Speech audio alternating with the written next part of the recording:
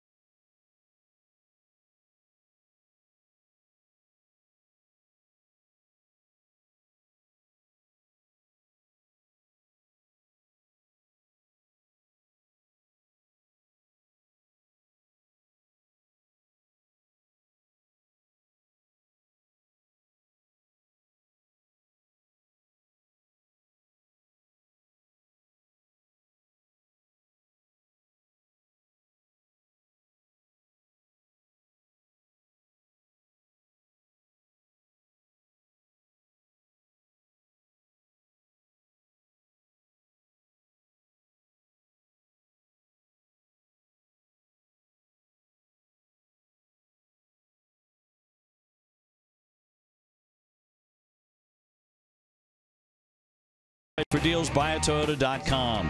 Dunkin' Donuts, America runs on Dunkin'. Geico, 15 minutes could save you 15% on car insurance. Southwest Airlines, low fares, no hidden fees. That's transparency. Amico, home life and auto insurance that always puts you first. The all-new 3-row Subaru Ascent featuring all-wheel drive. And by William Ravis Real Estate, the official real estate company of the Boston Red Sox. Warm and partly sunny today here in Atlanta prior to Game 3. Time now for our Xfinity X1 report as we go to Garen Austin. Garen, that's a fascinating lineup today. Well, OB, last night Alex Cora said that he would be giving a few guys a day off, and he apologized in advance to fantasy team owners for today's interesting lineup. Here's Cora with more. If you look at it, they're joking in there. I think JD made a comment yesterday that it wasn't too smart. Like, nobody's playing tomorrow, and some people jump on him. But we got #1 prospect at third base, an all-star at short, an all-star at second base, an all-star at first, and 3 first-rounders in the outfield. So, I mean, there's a lot of talent out there. And, you know, it's not like we're just showing up and not trying to win. I think the guys that we're playing, they're good players, and at the same time, we're going to benefit from having 2 off days for the other guys. So we're in good shape. And Jackie Bradley Jr. is batting leadoff, and Brandon Phillips will make his Red Sox debut, the first time ever a player has worn number 0. And when we come back, Hector Velasquez is on the mound for the series finale. Dave O'Brien and Steve Lyons have the call.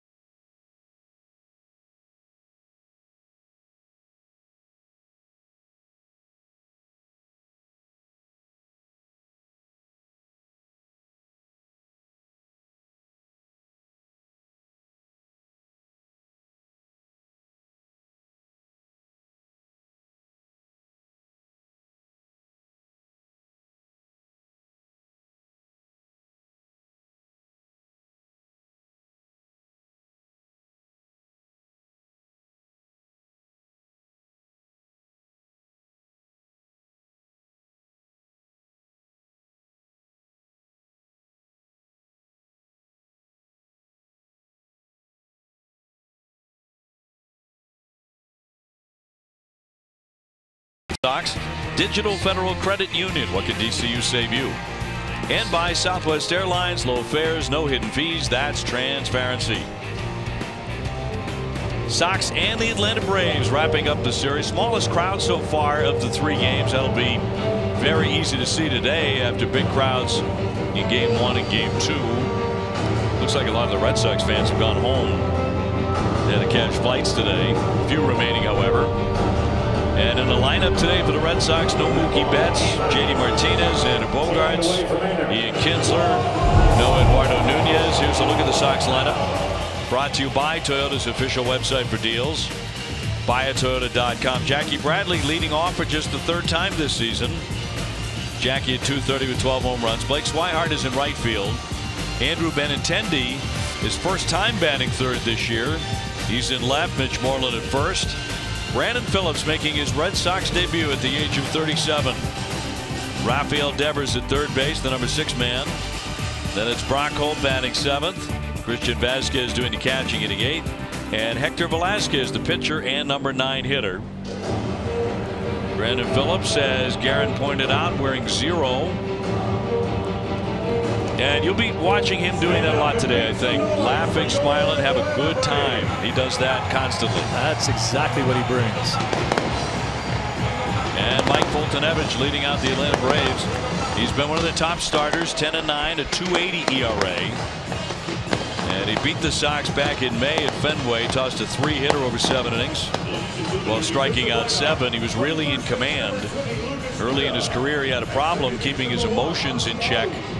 But he's been able to calm those. A lot of guys around the ball club think it's because he was a dad for the first time in the offseason. Little boy named Jet, who was always at the ballpark cheering his father on, and he looks for him in the stands and made a profound difference in his approach also to baseball. If your last name is Foltynewicz, you can name your son Jet. It sounds cool. Let's go defensively for your Atlanta Braves. Camargo is at 3rd base. Culverson taking over for Swanson at short. Swanson's fine, but he's not in the lineup today. Albies at 2nd. Lucas Duda makes an appearance at 1st base in this afternoon's game. Cunha Jr. in left. Inciarte in center with the Gold Gloves. And also Markakis in right with 2 of them. Tyler Flowers makes a start in the day game, catching Foltynewicz. The umpires brought to you by Toyota's website for deals, buyatoyota.com. It'll be Tim Timmons behind the plate. Mike Muchlinski at first, Mike Winters at second, Jansen Visconti, the umpire at third. And we're available as telecast can be heard in Spanish by selecting the SAP button on your TV remote. SAP presented by Toyota. Visit Copper2Toyota.com to see Toyota deals not seen on TV. And just about set on a very pleasant day here in Atlanta. Weather's going to cooperate. No rain. About 81 degrees for the Red Sox and the Braves as the Sox go for the sweep.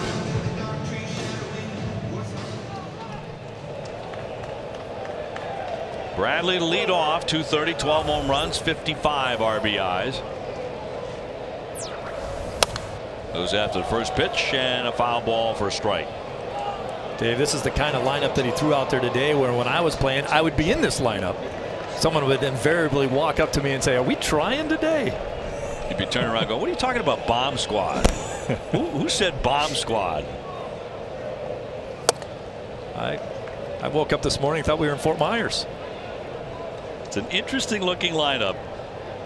A lot of the regulars found out they were not in the lineup today and questioning the manager in a playful way. Popped up to left as Cunha Jr. comes running in. Long run to make that catch. One gone. I love what Alex Cora said about it, though. He goes, look around. We got a bunch of all-stars that are playing in this lineup today. We got guys that they're going to go out there and bust their tail. I mean, that's the way I thought it. I knew I wasn't the best player on the team, but you were going to get my best when they threw me out there, and that's what you're going to get from these guys today. Well, Blake Swihart's in right field this afternoon. 225 with a home run. Red Sox winners last night after taking game one on Labor Day. Red Sox took advantage of a ton of walks by the Braves. Early swing and a pop to center. Inciarte there. And Swihart is gone. 2 up, 2 down. Benintendi will be next. Red Sox are heading home but have an off day first and then a long homestand. And it starts off with the defending world champs, the Houston Astros, coming in, and David Price will be ready to go on Friday in game one. He's 14-6. He's taken on 13-5 Garrett Cole. Eduardo Rodriguez will go on Saturday at 4, and Rick Porcello, Sunday Night Baseball, is coming off a win last night, his 16th. He's going to do battle with Dallas Keuchel. You know you're going to see great pitching when you take on Houston. Benintendi, as mentioned, first time this year hitting out of the 3-hole, 289 with 16 home runs. He had the day off yesterday, didn't know what to do with himself. Back in there today. Yeah, Alex Cora has said that there's certain guys who are very tough to negotiate to give them a day off, and Benintendi's the best negotiator to stay in the lineup, better than anybody. And at the end of the day, Alex Cora loves that negotiation. Loves the fact that he's got a guy that doesn't want to come out of the lineup. Moreland on deck, bases empty, and a 1-2. This guy can bring it 98 miles an hour with that fastball. He was very impressive at Fenway. The point you made about his history where he let his head get the best of him. If he didn't get a call, he'd blow up. If he'd scatter pitches all over the plate, not be able to get back into a count. That's all changed. To center field again. Inciarte a bit to his right, and the Red Sox will go quickly here in the top of the first inning in Atlanta.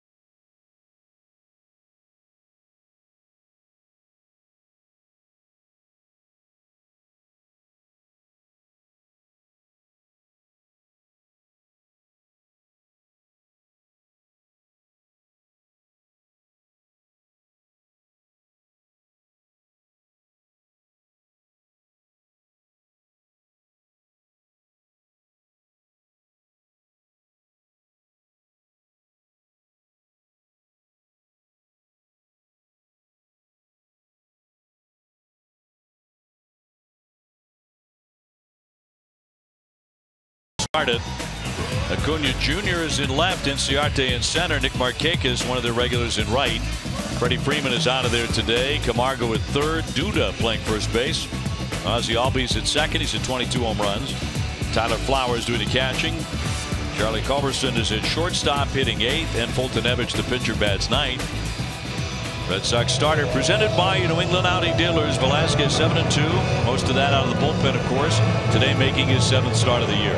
Red Sox defense presented by Southwest Airlines for you around the infield. Devers at third. Good to see him. Brock Holt playing short.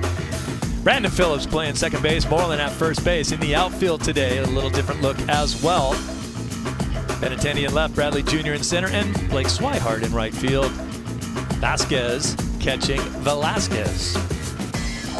And Cunha hitting .289 with 23 home runs. This guy had a big August. Finished August with 39 hits. First National League rookie over the last 110 seasons to get as many as 39 in a calendar month. And he tags that one to left center field. That's deep. Way back there and gone. That's a quick start for the Braves. Cunha with his 24th home run.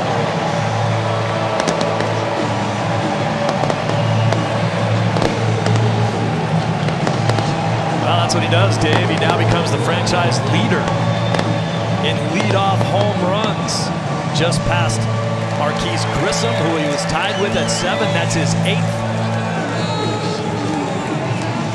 Can't sneak a fastball by these guys.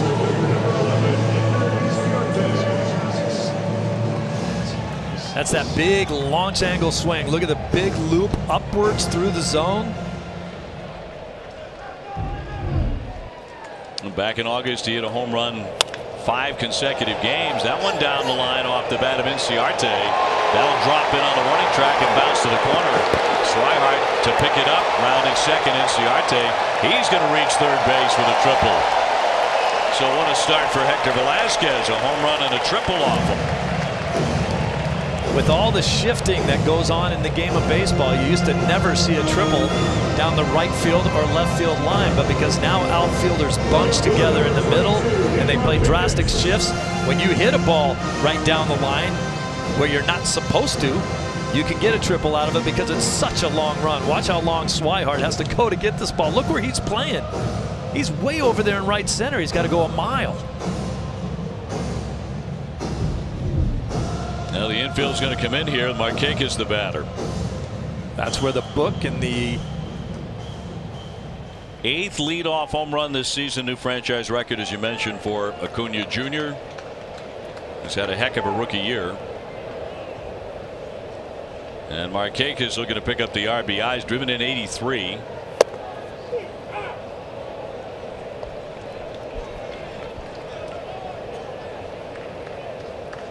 A lot of young talent on this Braves team as they continue to lead the National League East by 3 games now over the Phillies. Markakis hitting .303, 14 home runs, and he has been slumping. 2 for 7 in this series. Dave, look at the alignment again. Look where Swihart is in right center field. That's where the analytics tell them to play. Now nobody out, a run in, man at third.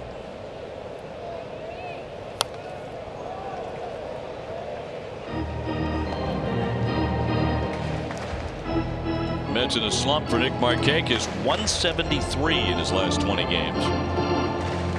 So in danger of dipping below 300. He was at the top of the league in batting average for a long stretch.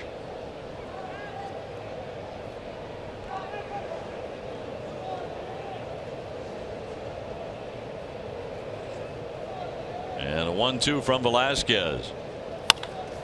Here's a base hit into right field. It'll chase in another run. Markakis with his 84th RBI as Inciarte scores. 2-0 Atlanta. And Velasquez missing no bats here. Well, watch, they try to go hard in. Just doesn't quite get it in there. Markakis didn't really barrel this up, but with the infield in, he sneaks it through the infield. That'll bring up Johan Camargo, third baseman, 276, 15 home runs. And Atlanta off to the quick start. Home run, triple, single.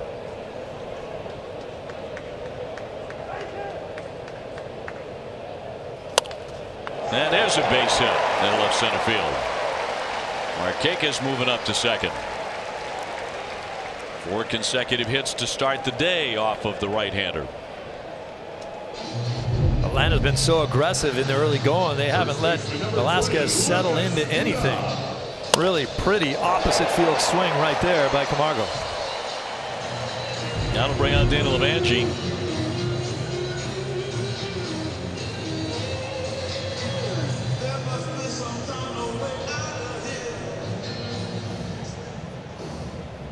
And about to face first baseman Duda.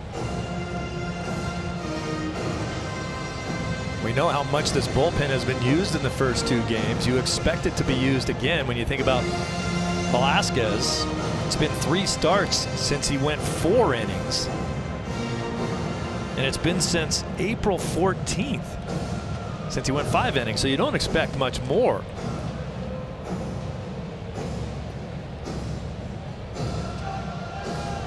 Well, looking for that first out. Duda, 241 with 13 home runs.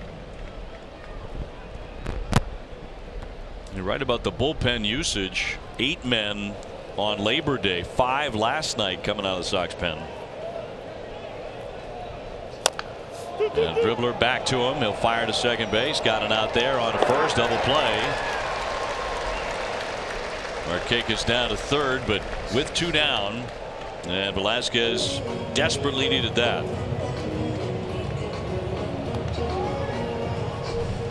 And again, Atlanta, they're not waiting around. They're going up there hacking, but that was a good one for Velasquez there. A little dribbler right back to him. He did a good job of setting his feet to make that play.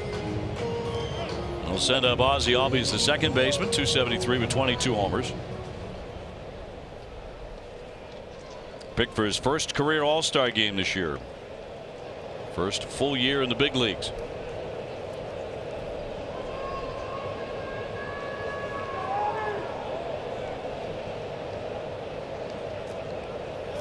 And he goes after the first pitch and comes up empty.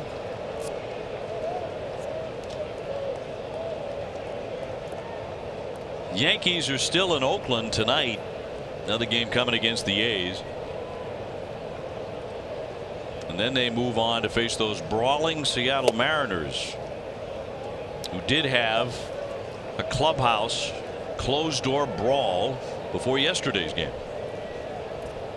A closed door brawl. Did they close the door and then decide to go at it? They literally closed the doors. Yes. D. Gordon said he asked the members of the media, could you leave for a few minutes?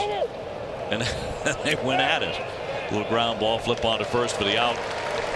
But not a great start for Velasquez. 4 straight hits. 2-0 Atlanta.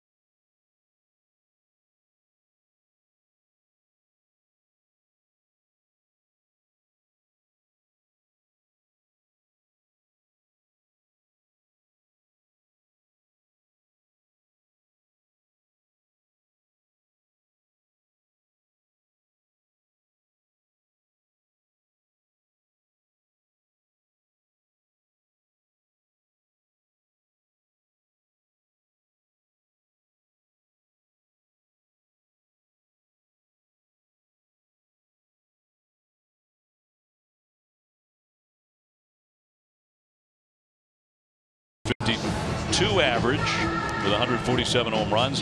And today with an RBI, he would reach a milestone. That would be number 500.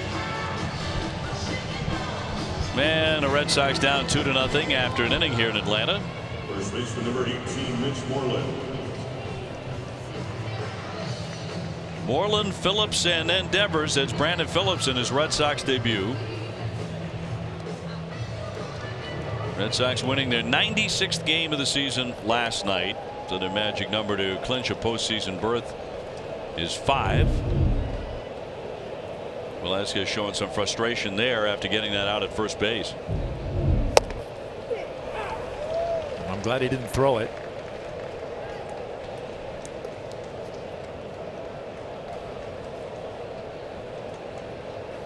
Moreland 251, 15 home runs.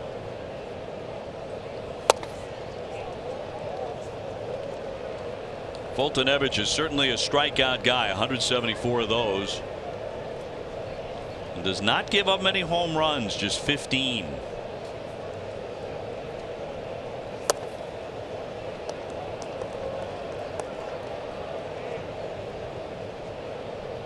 There's the velocity you're looking at. It's rushing it up there on a consistent basis, and he has no problem going up over 100 pitches. He had an excellent month of August, an ERA of 2.09 in August. And really rounding into one of their best pitchers. One of the other differences for him that has made a huge difference is the changeup. He never really had a good one. He's been working on it. It's a better pitch for him now. Fastball and slider was always there. Swing and a miss. He was late on that, 97 miles an hour. His first K today. Foltynewicz picks up the strikeout. This is what he can do. Run that tailing fastball with good velo up and over your bat angle. You can't catch up with it. Number 0, Brandon Phillips. And for the first time, Brandon Phillips, former Atlanta Brave, being announced in the Red Sox lineup. Selected from the Major League roster for the Major League roster. His first appearance at the big league level this year. Signed as a minor league free agent in June.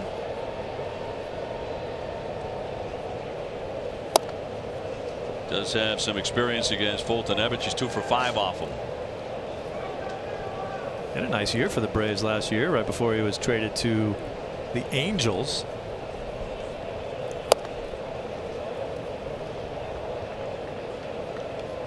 Brandon now 37, 3-time All-Stars, won 4 Gold Gloves.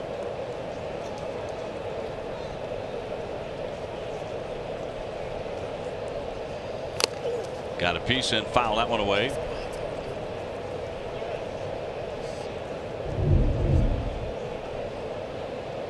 It's a good hard fastball, fouled straight back. Caught Flowers in a couple different spots, maybe tipped his glove, hit him in the face mask, ricocheted.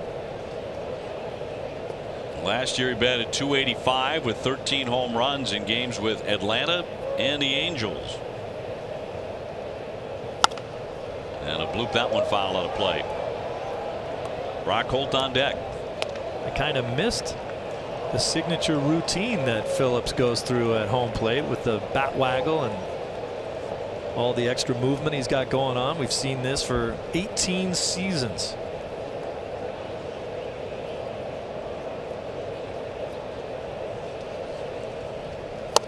And he will not chase. 3-2.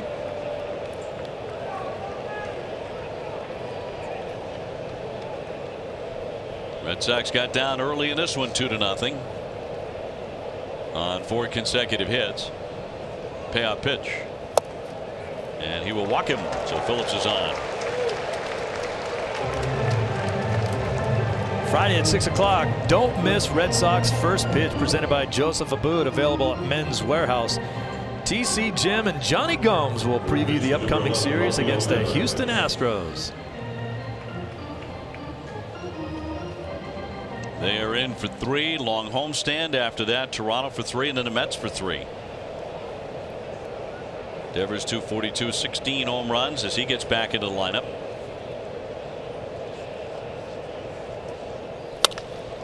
Hits that one into the alley. Nobody out there.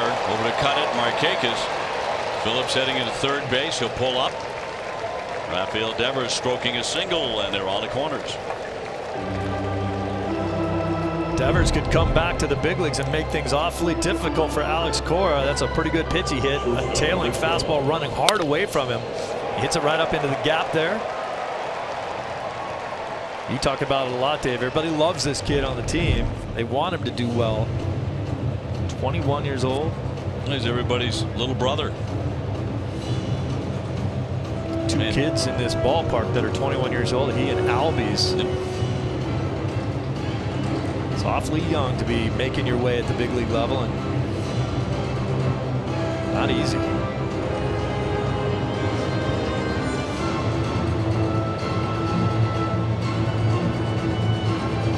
Brock Holt 261 with 3 home runs, has runners at first and third.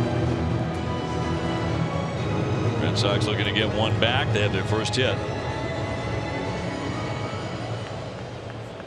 And Holt looking for his first hit on the road trip. He's 0 for 7.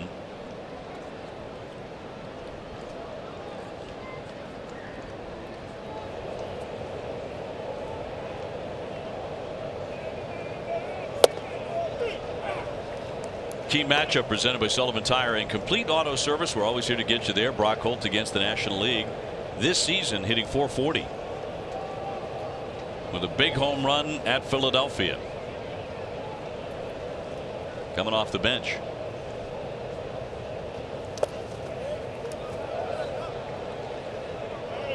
I think the Red Sox certainly are happy to have Brock Holt, but he is pretty much the mold of a National League player. Versatile, gives you tough at-bats, can play all the different positions on the field. Came out of the Pittsburgh organization. Hitting .298 his last 18 games. You talked the other night about how valuable he is to this ball club, and I agree wholeheartedly, but there was a time in spring training where people were saying, is there any room on this club for Brock Holt? There were trade rumors for a while. And I'll let him go, send him away. Even Alex Cora said, hey, he came into my office and said, what's the deal? What's going to happen with me? Of course, said I really like that. Said you could absolutely tell that he loved the organization, wanted to play hard for this team in this city, and that he belongs here.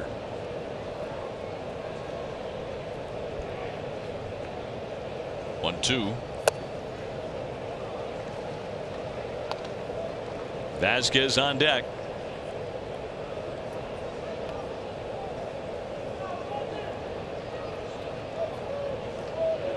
If Devers does any running at all, it'll be in a hit and run situation. He won't be stealing a base on his own.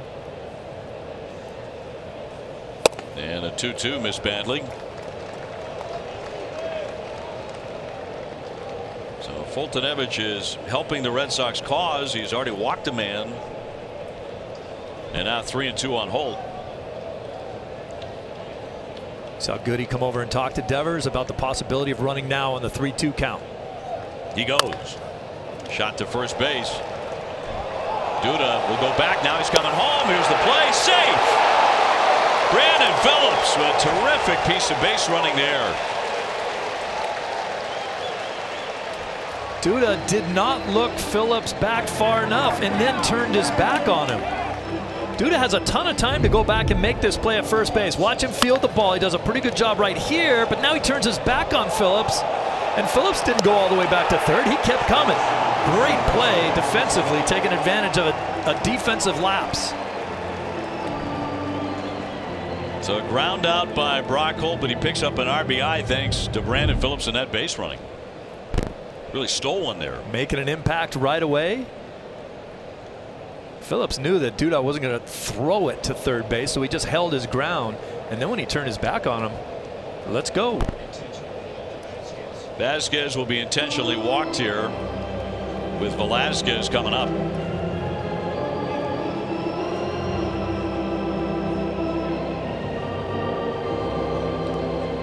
So it'll be first and second and a run in on the surprise by Phillips as the Red Sox get on the board here this afternoon.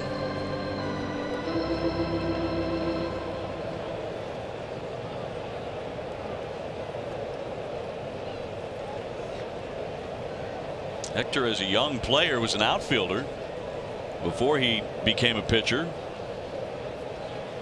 and pitched for many years in the Mexican League. This is where speed comes into play big time too. Putting Devers in motion on that 3-2 pitch didn't enable Duda to go to second base on that play.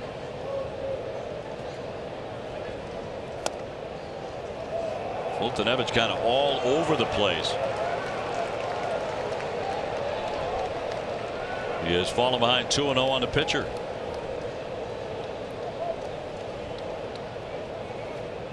Two on, a run in, 2 out. That'll be in there for a strike. Barely. Foltynewicz kind of pawing around the mound. Not exactly locked in. Jackie Bradley on deck.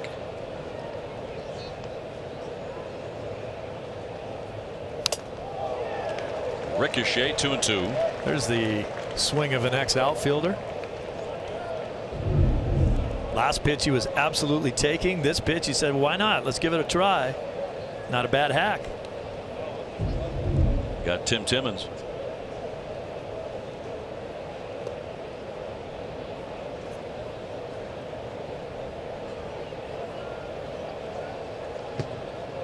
Runners lead first and second. There's a well-struck shot, but picked off by Albies. Pretty good swing there. Got him at first base. Red Sox get a run now. 2-1 Atlanta. It's time for the racetrack home run game. If the break in a home run during this.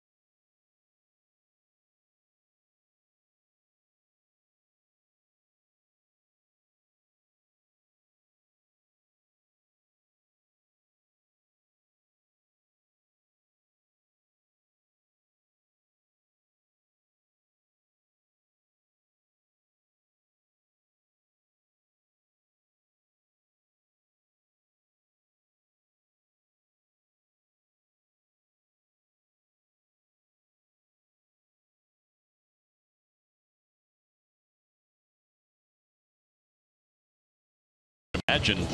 Visit aceticket.com today. Kid's got his hat turned backwards. He's already in a crouch. Yes. Former first-round pick of the Red Sox as a catcher,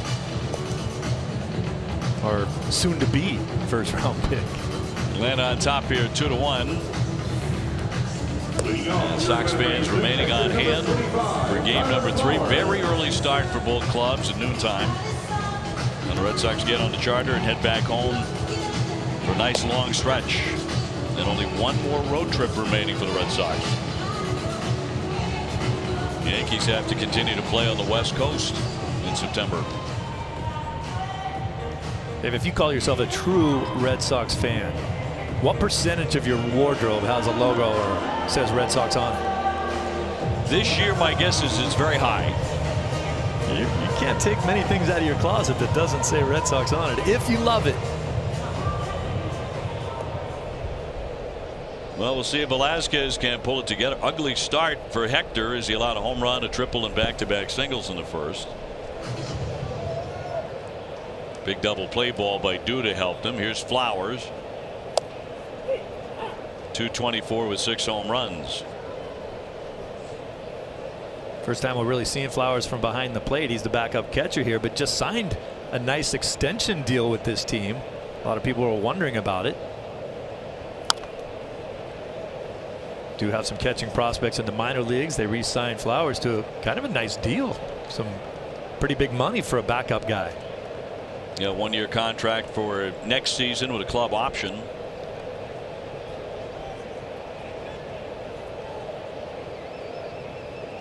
Hitting just 200 since the All-Star break. Here's the 0-2. Well, good for him, though. You know, the life of a backup catcher, you usually end up being on a bunch of different teams. You're a serviceable player. They need guys like you, but you never have a secure future. So a deal for next year and then an option after that, it's about as good as it gets.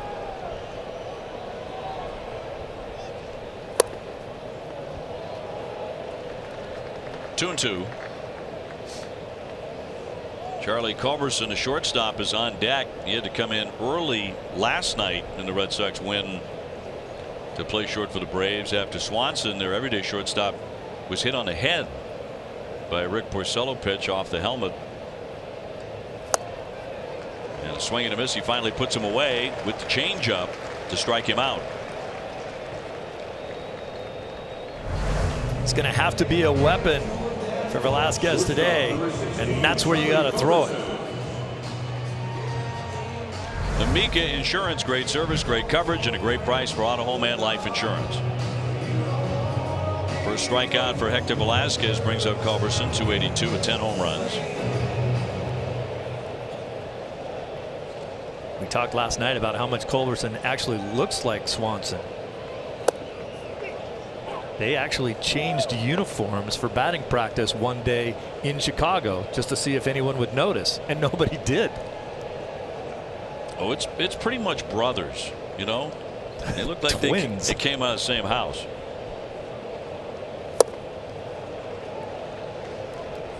Had a little fun with it last night.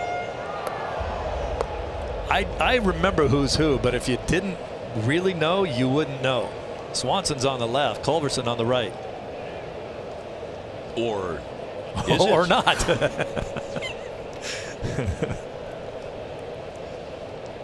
0-2.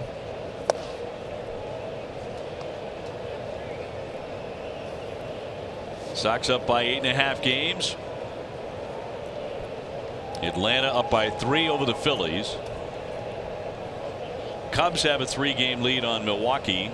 Colorado is now in first place in the National League West.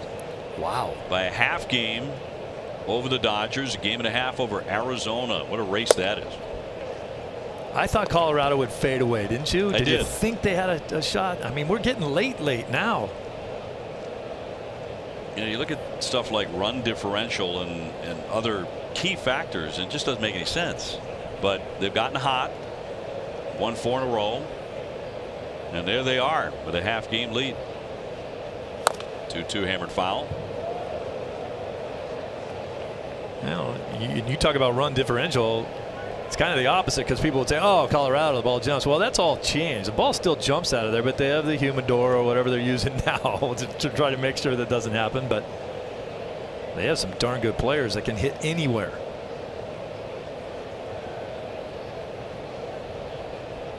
They may have the best third baseman in the game. Arenado, who came to Fenway a couple of years ago, last time they were in it, 2 or 3 years ago. And he was Brooks Robinson for like 3 days. He made every play, and every one of them was more spectacular than the next. Well, you and I had not an argument, but we had a little discussion about that. At that time, I had seen a lot of him, and of course, you had seen so much more of Machado, who toss up. You know, really, who's better? And you're like, Machado's the best. I'm like, give this kid a chance right here, because he can flat out do it. You know, it's funny. I remember that argument very differently. How's that? I remembered I chose Arenado, and you were saying Machado. Oh, no.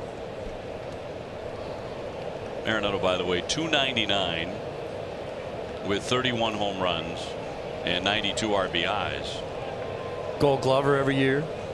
And a 3-2 lined into right field. Swihart will put that away. 2 up and 2 down for Atlanta. That'll bring up the pitcher. The pitcher, number 26. Red Sox season ticket plans for the 2019 season are on sale now. New plans will include access to potential 2018 postseason games For more information, go to redsox.com/season tickets. So an opportunity for fast inning. Velasquez really needs that after being roughed up in the first. Foltynewicz, not much of a hitter, 0.63.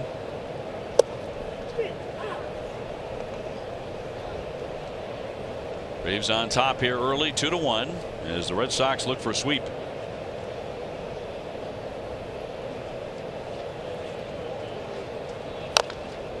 Red Sox have been not a good but a great ball club in the daytime. They've gone 31-8 in day games. That's a winning percentage of .795. Do you have their getaway day numbers as well?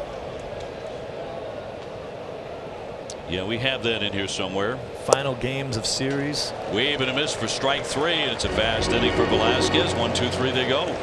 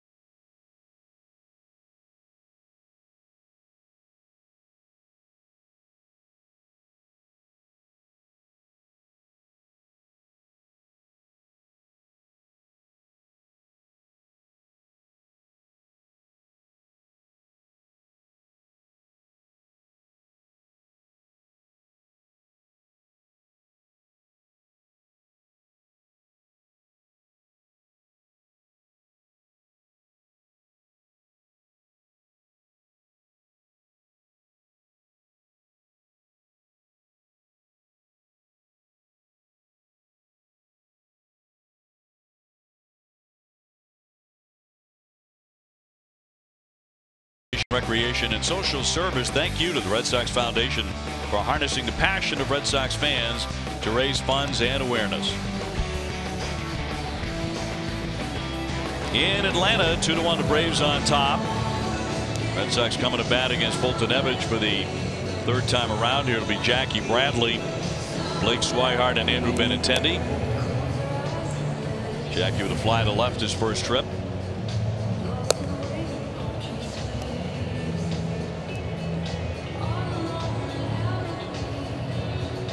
Red Sox coming in with a record of 96-44. It's the 11th time the Red Sox have won 96 or more in a season. In each of the previous 3 years, when they did that, they went on to win the World Series in 04, 07, and 13. But no pressure.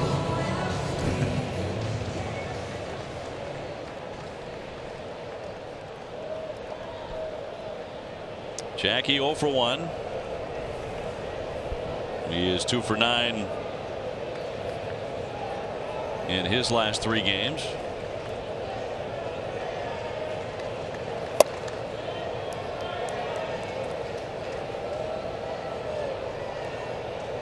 We really like the new ballpark here in Atlanta, SunTrust Park. It's in its 2nd year. And one thing they did, I wish they would rethink. They put the press box way, way high. Sort of become a trend with recent ballparks that have been built, like Pittsburgh and Washington, relatively new places. They really put the press box high. Washington, I think, is the highest, don't you think? Yeah. Pittsburgh is right there. You need an oxygen tank to get up there. But this is a million miles away. Big cut and a miss by Jackie. 2-2. I mean, we should be 2 levels down. That would be a great press box. Unfortunately, they can sell those tickets.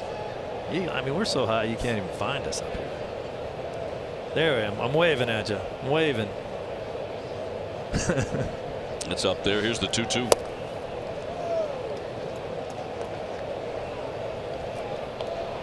But I get it, you know. I mean, they can sell those seats. They want to put us up in an area where nobody cares. Well, you and I care. We do. Fouled off at home plate. Swihart next.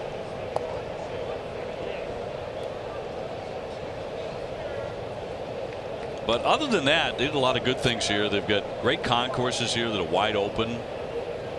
Got kind of a wonderful Hall of Fame down the first base line. Part of the concourse with all the Hank Aaron uniforms, Tom Glavine, John Smoltz. I thought they did a great job on that. I did hear a complaint from a couple of friends of mine that did come down here to the game. They said once you get to your second section, you're pretty much locked in. There's no free flow movement from one place to another. You're just stuck. It would be nice to be able to move around this stadium and see it all. 3-2. Hit sharply down for that. Culberson around and firing, and he got him. So one away here in the third. I love it how reverse pivots become such commonplace for big league players. He's going to play this ball off to the side, and instead of turning one way, just spin all the way around. Your footwork's way better. You're still able to make that play.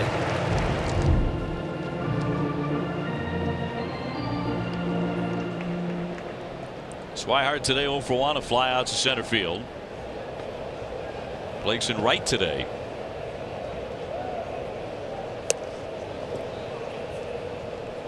He did not play yesterday. He's just 0 for 1 in the series. He's kind of done it all on this trip. Played first base, third base. He's caught, and now he's in right field. Singled and stole a career fourth base on Sunday, career high.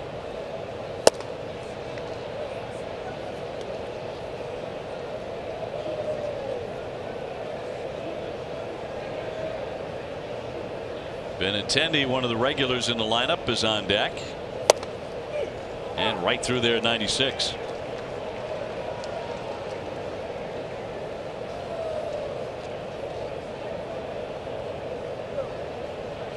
About that number.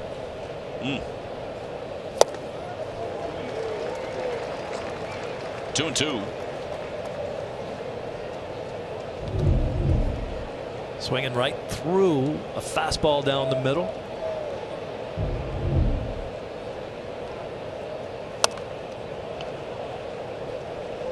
Now the reason why that doesn't happen, and you saw what Alex Spear just wrote about Blake Swihart, is because there are very few catchers that are athletic enough to bounce around and play those other positions.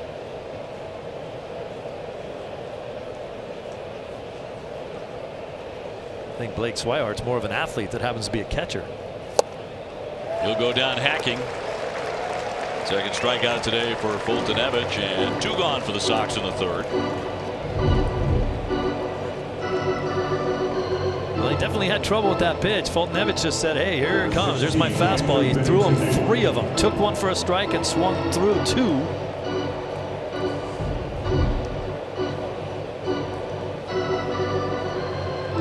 Attendee 0 for 1, a fly to center field.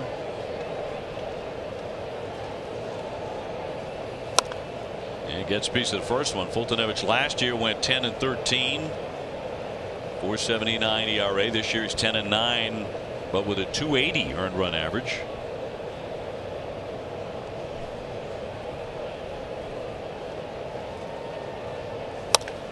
That one stroked toward the gap. That's into the alley. He's heading for second base. Here's the throw. He'll dive in, and he's safe. Little bit of confusion out there in the outfield, and Attendee took advantage of that. He's got an extra base hit. It'll be interesting to see how they score this. We saw a play like this yesterday where they scored it a single and an error. They're going to score this an error on somebody. Oh, I guess they ruled it a double. No consistency here. Benny was going to stop, and then when they had their little issue, he kept going. We saw the play with Bogarts, who cut across and made a play, but Kinsler got in his way. and they called it an error on Kinsler instead of a base hit. 38 doubles for Benintendi. And a fly ball right center field, and Ciarte's there though, and he'll make the catch. So nothing comes of the 2-base hit, 1 man left.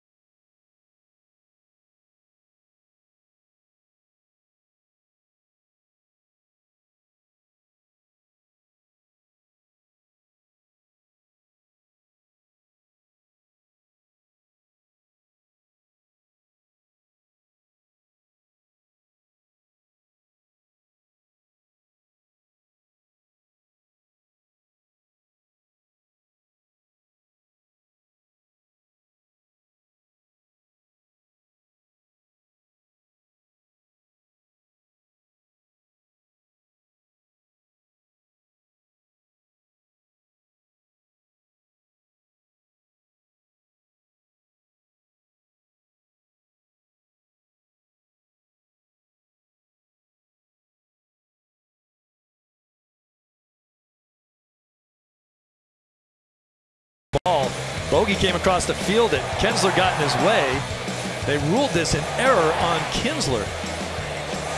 There is a law in the game that says you can't interfere with your own player, and if you do that, they can score an error on you. Here's the same situation. They're going to score this one a double. Good for Benny. Yeah, there's no question he hesitated a little, rounding first base. From what I understand, both PR directors have called Major League Baseball and want yesterday's play reviewed. I think both people think that it was just should have been a base hit for Albies because they got tangled up. I agree. I wonder what they'll be saying about this one. Maybe another one on the way for review. No harm, no foul. Give him the double. Who cares? It didn't amount to anything. The Cunha with a home run to start it out for Atlanta here this afternoon. He does that a lot.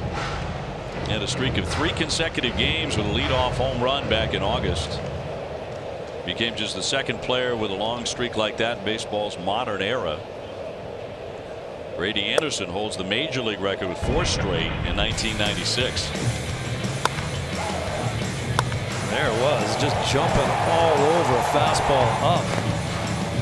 And you talked about that earlier, Dave. Those 3 leadoff home runs were in the span of 5 straight games where he homered as the leadoff hitter, right? Up to 24 now. Really one of the bright lights in the National League. And again, we've discussed this throughout the series. A lot of their best players are 5'8", 5'9". But they can really hit. Red Sox have done an excellent job on them in the series. I think that just gives a ton of hope for kids out there that aren't that big, that think that it has to be a big man's game, a big strong man's game. Look no further than Pedroia to know that that's just not true. It's an MVP. Altuve too. Sure. 3-1 from Velasquez, and he will walk him.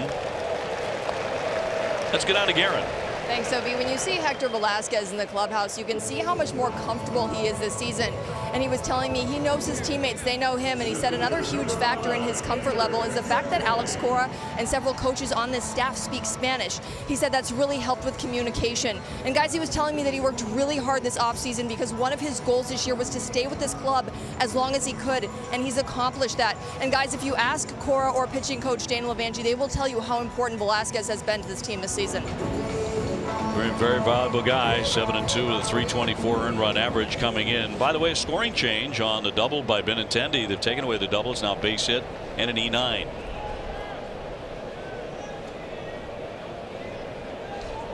So a leadoff walk here for Cunha brings up Inciarte, who tripled and scored in the first inning.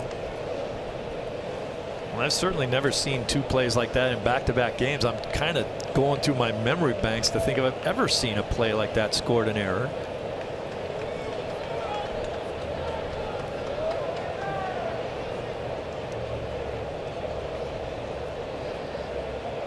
Runner taken off and a fly ball pretty well hit to center. Jackie Bradley lines that one up. Back to first base goes Cunha. One gone. It's Winning Wednesday, and if the Red Sox win today, Plain Ridge Park Casino donates $777 to the Relay for Life of North Attleboro. Braves on top 2-1. Markakis next. He had an RBI single in the first.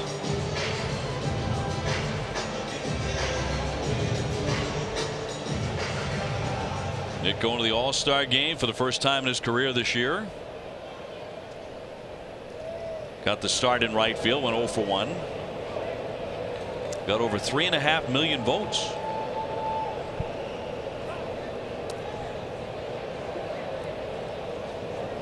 Well, he started off this year on fire.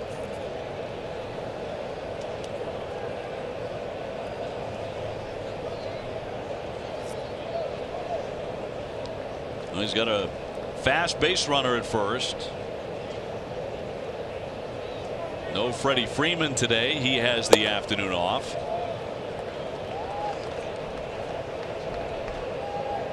But a lot more regulars in there today for Atlanta than the Red Sox have. That's for sure. Cunha has 11 stolen bases on the season. He was on the move earlier. I don't think they necessarily think they can run on Velasquez, but they think they can run on Velasquez. He pounds it in there at 90.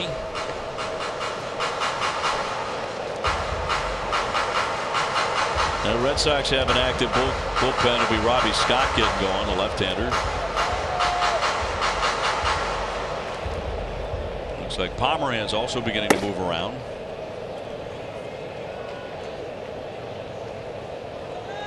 Here's the 1-1. Not to be made. Back in Cunha. Well, Dave, this will be a decision down in the bullpen how he needs to use his bullpen. Will he have to get out of a dirty inning? And if that's the case, he'll probably use Scott. If he's in a situation where he's going to get Velasquez out of the game after an inning, then it's probably Pomeranz that comes in to see how far he can go.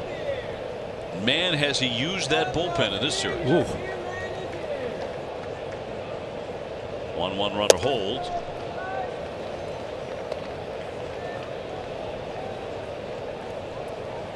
These days, it's almost a rare thing to see two guys up in the pen at the same time. And right now, Pomeranz is just dancing around. He's not really loosening.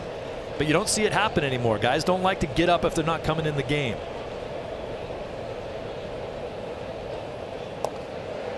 He got back in his feet. No slide there by Cunha.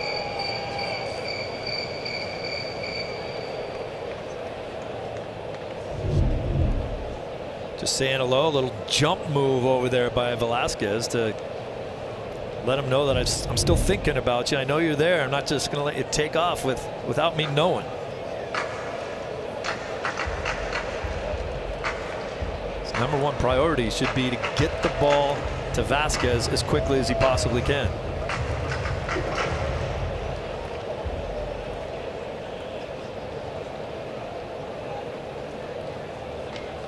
The 2-1 pitch, and he drops it in there. Caught the corner at 86. Markakis has always been a guy you have to throw strikes to. He's not going out of the zone. He kind of spit on that pitch. I think he thought it was a ball. Good time to be moving now. Runner goes. Ground ball up the middle. Brockle right there. Safe there. On the first in time to get him. Brock was trying to stretch almost like a first baseman to try to keep his foot on the bag and make the play all at the same time. They're having a friendly conversation out there, but I think Brock is saying, are you sure I didn't hang on? He's got to make a decision. Do I try to get the out at second, or do I have to come up in front of it? Oh, he just came off of it, but now he's thinking, I got to get an out here. Red Sox are debating whether to challenge that play if he actually got the out, and they have decided not to challenge it.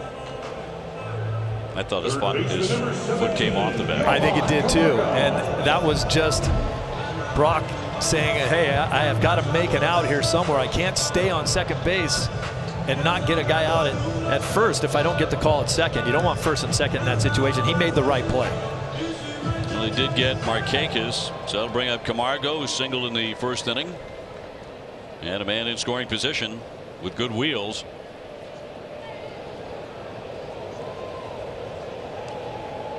Camargo base hit in the opening frame, the last of the 4 consecutive hits. He serves that one to deep short. Brock Holt up and over, and he gets him. So Velasquez gets out of the inning, and it remains 2-1 Atlanta. Ladies and gentlemen.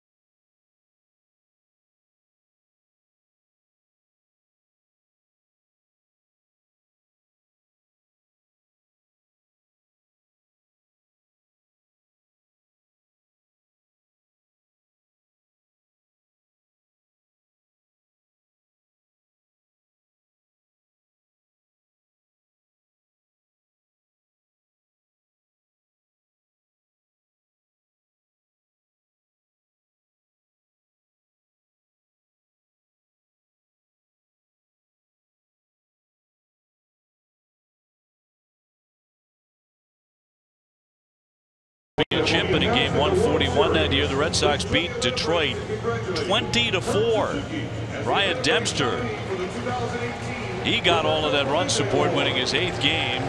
David Ortiz and Will Middlebrooks each had 3 hits and 4 RBIs. Well, today it's 2-1 Atlanta as we go to the top half of the 4th inning. Steve Lyons, Dave O'Brien, Garen Austin alongside. Getaway day for the Sox. Run up there, some cagey base running from this man, Brandon Phillips, in his Red Sox debut. He walked, eventually scoring a run in the 2nd inning.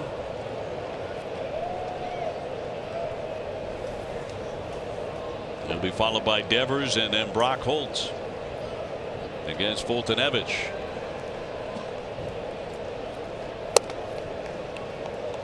We heard earlier, Garen Austin let us know that Brandon Phillips is the very first person in the history of the Red Sox organization to ever wear the number 0. There have been 20 throughout the major leagues over time.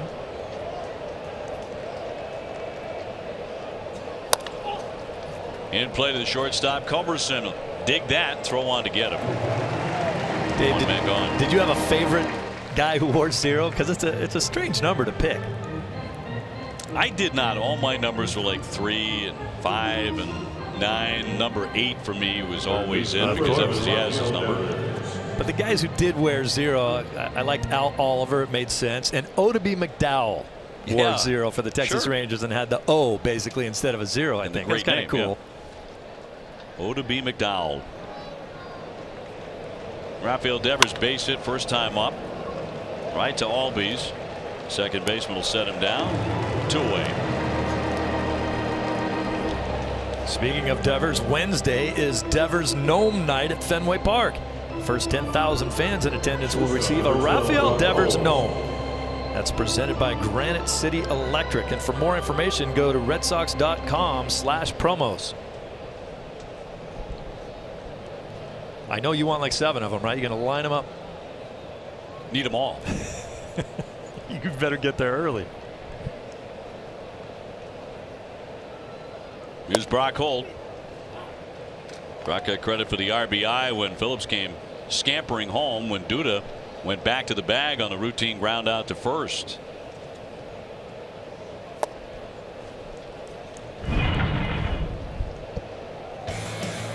That was such a great base running play and taking advantage of what Duda did. Just kind of lost concentration there. He thought he had looked him back, but he didn't.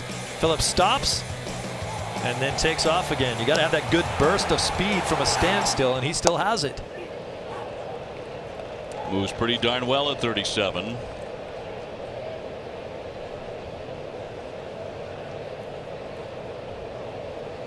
Velasquez on deck. 2-1 the Braves. 4th inning.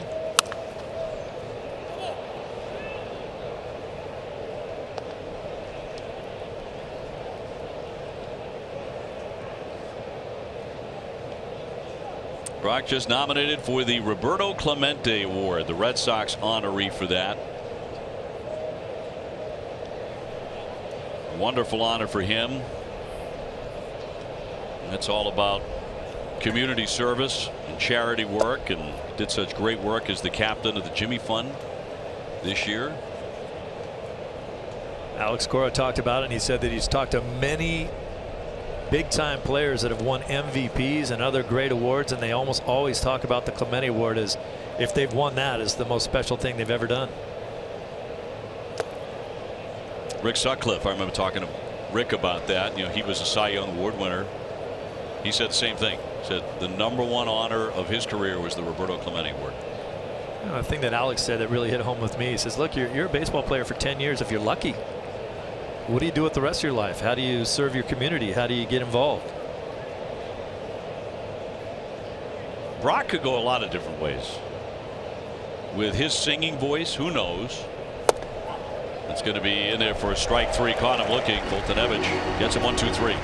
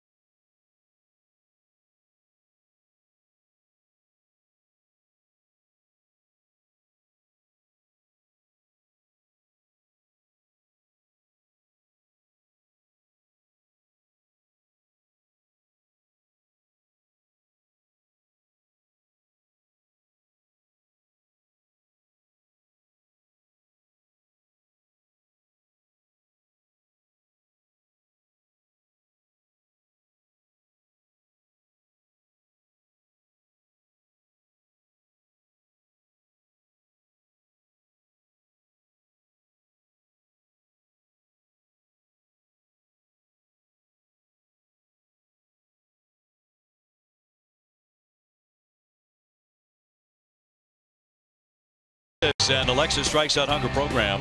Southwest Airlines, low fares, no hidden fees. That's transparency. And by your local New England Ford dealers. Braves with a 2-1 lead. Last game of the series. Sox have won the first 2. And at the bottom of 4th inning, they'll bring up Duda, Albies, and Flowers. Hector Velasquez back out there for the 4th. And he righted his ship after a rocky start. He got Duda to hit into a double play that really helped in the first inning after he had allowed 4 consecutive hits. Nice mound visit by Dana Levangie. Calmed him down a little bit. Probably put a couple different thought patterns in his head. Got him off the middle of the plate.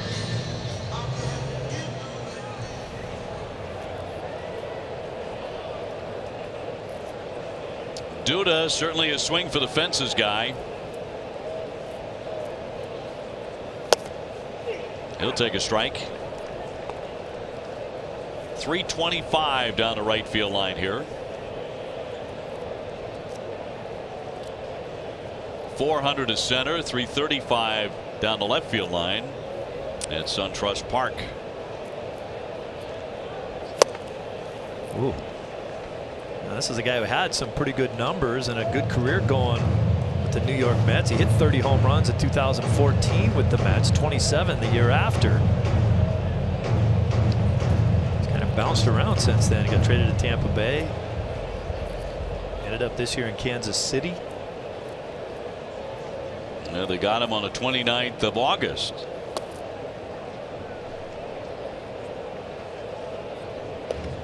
Until today, all of his at-bats had come as pinch hitter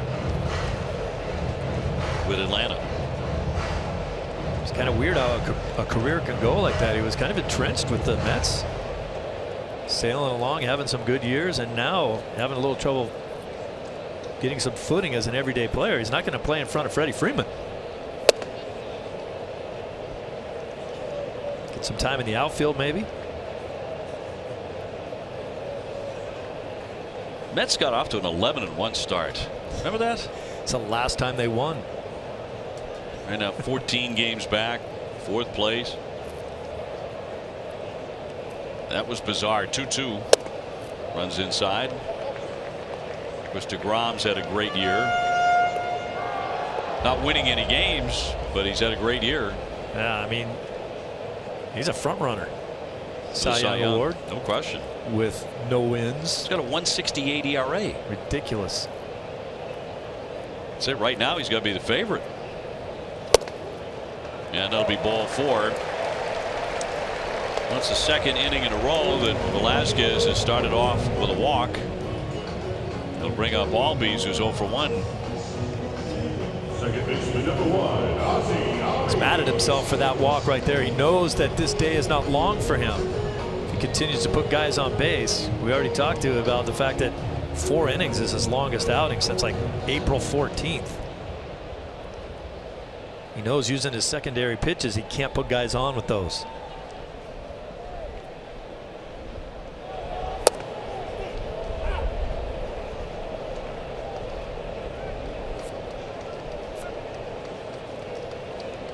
Bit of a breezy day. It's out toward right here this afternoon in Atlanta.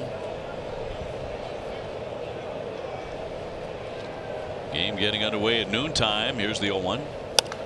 And a high pop-up. Phillips moving on over into foul ground and has room to make the play. Stuck with it. Got the out. 1 away. This is a ball where if you hit it, you're trying to blow on it to try to get it into the stands. It doesn't work. Phillips hangs with it and then bumps into that wall there that is a little hard to pick up. Kind of juts out from the rest of the fence and still hung on. At least that's padded.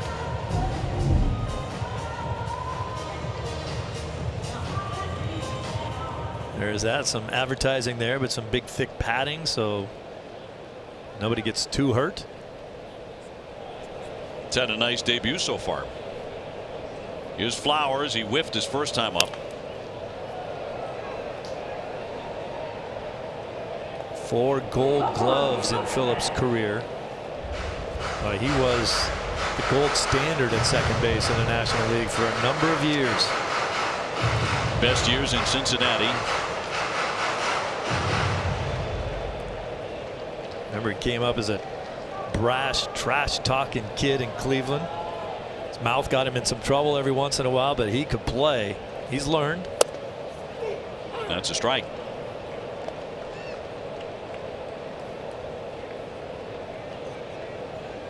Oh, 0-2 on Flowers with Duda with no speed at first base.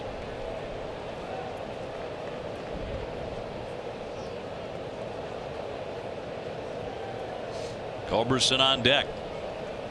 And a 2-strike pitch. He spoiled it. Following today's game, 15 of the Red Sox final 21 games will be at Fenway Park, where the Sox have the highest winning percentage in the major leagues. and a 48-18. Some tough games in there, obviously. Good teams. In particular, the Astros and the Yankees. Be great to be home for a lot of that. Most of it. That one roped down the line. Fair ball. That'll bounce to the warning track up against the wall. Duda rumbling into third. They're going to try and score him. Brock Holt firing home. Going to be a play at the plate. The tag, and he is out. On the relay, they cut him down. Just a great overall relay. Started by that guy right there. Finished by Brock Holt. This all starts off by the way Benny hustles after the ball. Everybody knows it's a double down the line, but you got to get to this quick if you want to play at the plate. Watch the turn here by Holt. He sets himself up perfectly. And then the tag by Velasquez there, having to reach across and then dive all the way across the plate in order to make that tag. Watch how quick Holt is. It's a beautiful thing. Not sure if Duda ever actually got to the plate. See if his leg or his foot ever touches it. I don't think it did. Right there it did, but that's way too late. 7-6-2. They walk Culberson intentionally. Culberson on at first to get to Foltynewicz, but 2 down. He struck out first time up. So they're on at first and third with 2 away.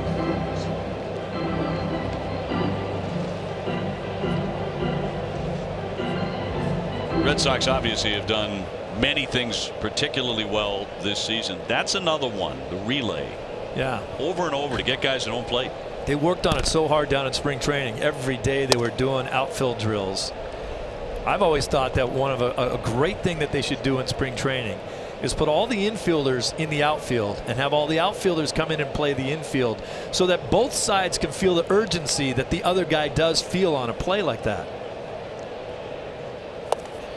Brock Holt, who's going to be the relay man to the plate, is wetting his pants almost, saying, come on, give me the ball, just give me the ball. And Ben Attendee, you're looking for him to hustle to get there and make that play. And when it all comes together, man, it's a beautiful thing.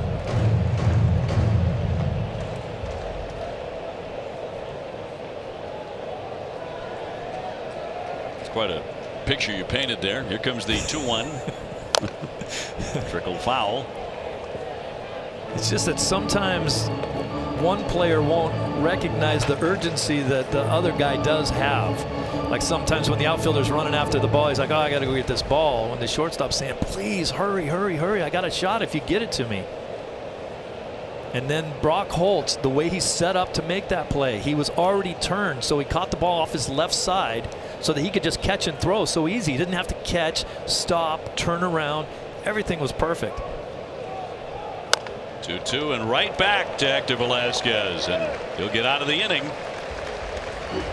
Relay was huge. Watch Holt's setup. Turned already so that all he has to do is catch and fire, and then a great tag by Velasquez.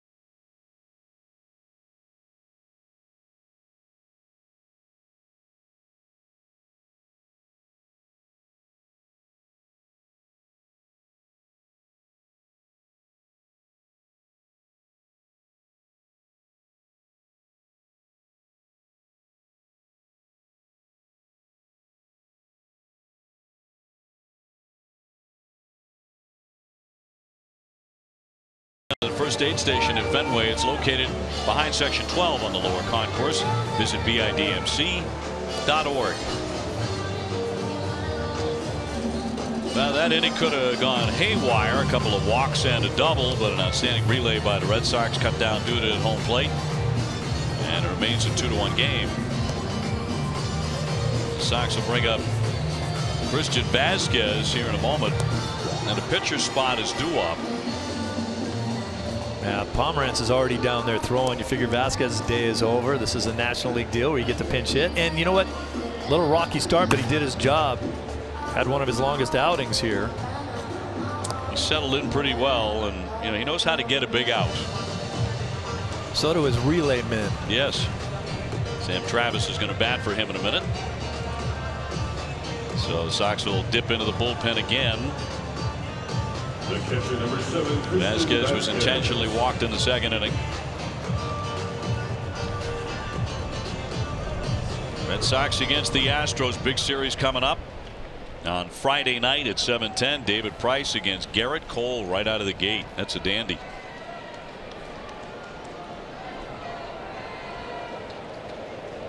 Foltynewicz still out there for Atlanta. So far he's allowed only 2 hits.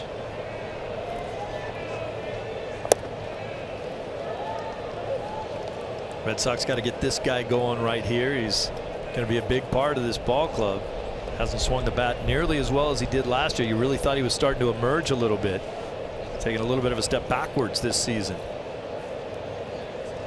Yeah, from 290 to 209 coming into this one. 290 a season ago.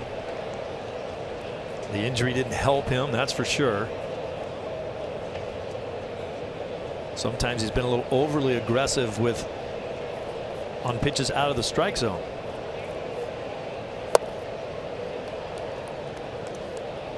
Such a good contact man last season, particularly hitting those line drives to right field.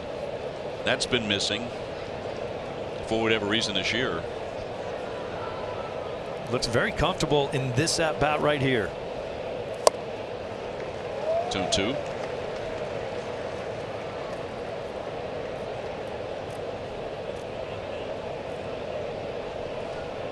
Sox right now with 48 wins at home and 48 on the road. They've never won 50 or more, both home and road, in the same season. Shortstop Culberson up and gunning. One on the 5th. Let's get on to Guerin. Okay, I was talking to Sam Travis before the game, and he does not wear batting gloves either, and he was telling me that he tried it once in high school, and he struck out 3 times, so he has never tried them again. He said it tears up his hands, but he just likes the feel of the bat. And Blake Swihart said the same thing. He just likes that feel of the bat. And guys, he said real men don't wear batting gloves. Well, there you go. He's going to be starting some arguments there.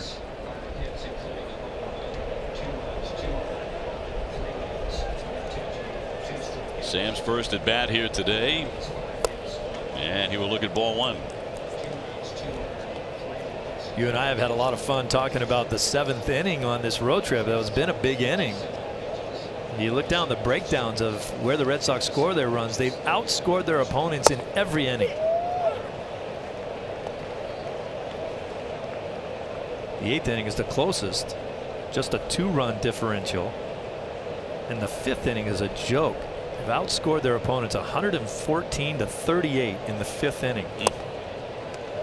I would have assumed that, I know these guys put up some runs and they've been awesome all season long, but I would have assumed there might be one inning in there where they didn't outscore their opponents. Every one of them. Including the 10th inning, by the way. Yeah. Leading the majors in runs per game, and about a dozen other categories offensively. Jackie Bradley on deck. Red Sox trailing today 2-1.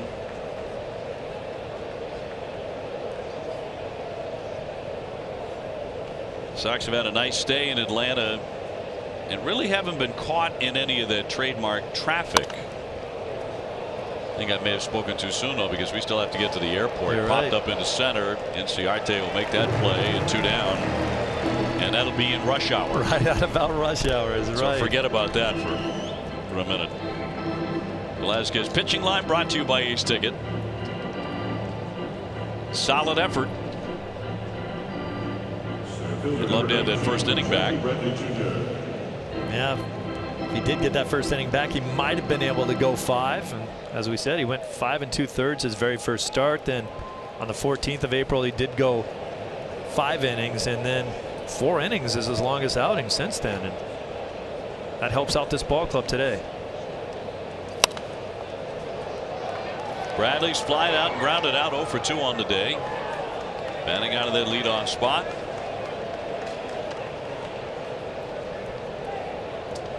If he chooses to use it, Alex Cora's got a heck of a bench today. Yes, he does. Mookie Betts, JD Martinez, Xander Bogaerts, Ian Kinsler. Hard hit, second baseman will snag that. Albies up and over, and the Red Sox go quickly. Time now to turn it over to TC and Lenny for the Mid-Fifth Studio Show.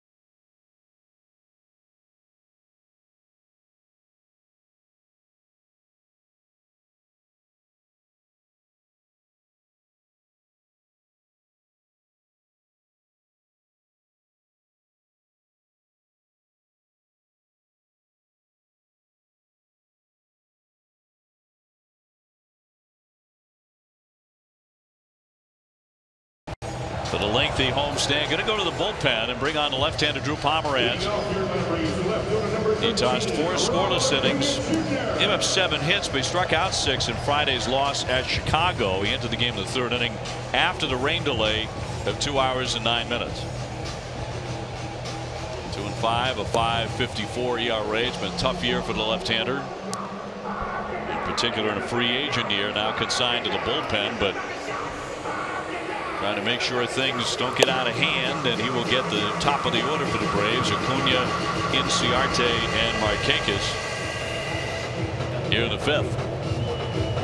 I think Alex Cora thinks he gives him more out of the bullpen than what he was seeing out of him as a starter. I think Pomeranz probably prefers to be a starter, but his numbers out of the bullpen in his career have been pretty good. He's got a 2.26 ERA career-wise out of the pen. We saw him come out of the pen for this Red Sox club too before last year.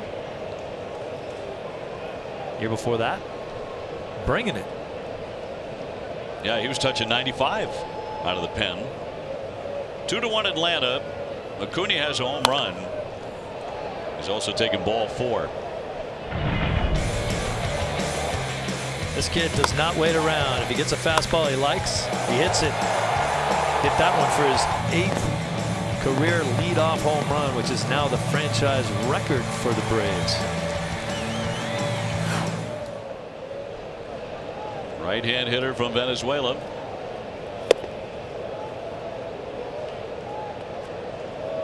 His father Ron played for a number of different organizations as a pro outfielder. Played in the Mets chain, Toronto and Milwaukee as well. His grandfather was a pitcher in the Houston organization. To check his swing, and he did. 2-1.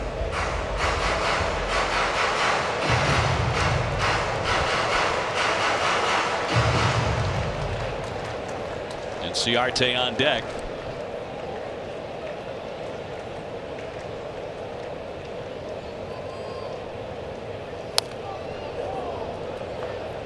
We talked about the two 21-year-olds in this game, Albies and Devers. Cunha Jr. is 20 years old. Imagine being 20 years old and you already have a franchise record for something, anything.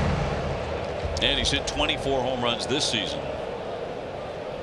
Really an emerging star in the National League. 3-2. He can run a bit as well.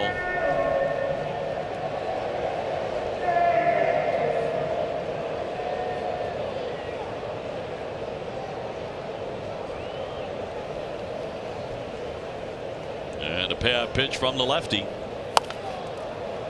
Fouled back out of play. They'll do it again. You certainly won't get any argument out of Braves fans if you say that Acuna Jr. is the rookie of the year this season. And Brian Anderson down in Miami, Soto, another guy. It's certainly the names that are being thrown out there, but boy, this guy has had a tremendous season.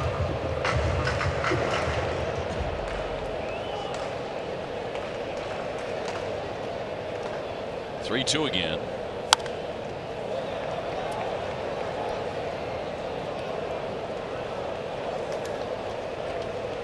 Well, you mentioned Soto and the Washington Nationals. They are 69-70. They're 7.5 games out.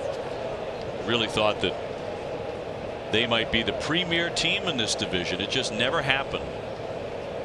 Sort of a running dialogue with that club. Now, Dave, here's the other thing about Acuna too. This is his 88th game. He's been doing all this. He hasn't been here the entire season to do it. The numbers that he's throwing up there with the power numbers and everything that he's done in 340 at bats, really. Yeah, missed 28 games with a sprained knee. And high and tight for ball four, so he's going to reach for the third time today. A home run, 2 walks, brings up Ciarte, who tripled in the first inning. Braves in the lead here, 2-1. Friday at 6:30, don't miss Red Sox Game Day Live, presented by DCU. TC Jim and Johnny Gomes will preview Friday's pitching matchup between Garrett Cole and David Price. DCU, Digital Federal Credit Union. What can DCU save you? Since the first inning triple, the Atlanta center fielder has fly to center, so he's 1 for 2.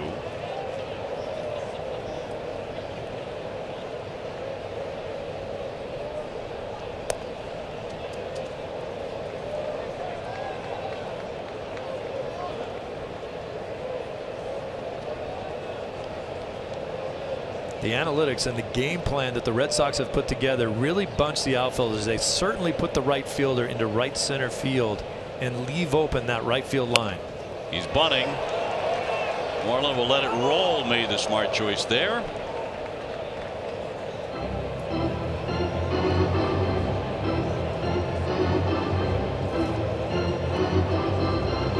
Markakis on deck.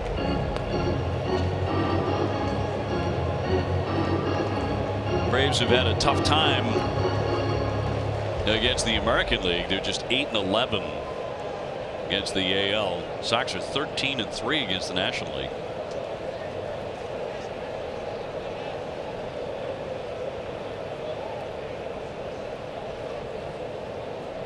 And the 0-1. No bunt this time. Devers is on the grass at third base against a bunt. And Ciarte was giving himself up to get the runner to second base in scoring position in a tight game. Moreland made the decision to let that ball go foul instead of taking the out that would have put the runner in scoring position.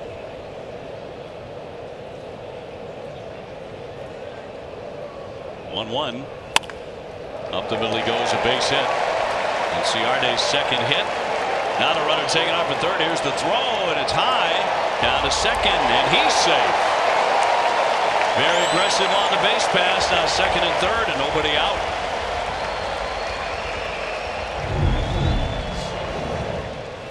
This ground ball up the middle. You see Jackie Bradley. He might have been decoyed right there a little bit into thinking that he wasn't going.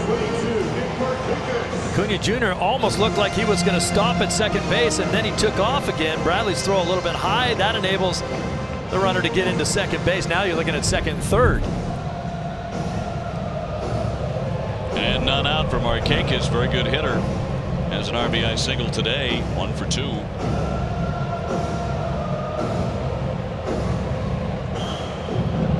He drove in his 84th run with a base hit in the first.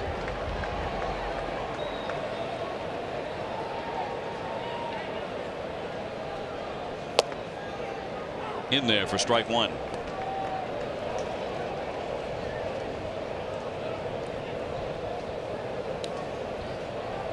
Puts the Red Sox back in a situation where they have to pinch the corners at first and third, come in, make sure the run doesn't score, try to turn the double play up the middle.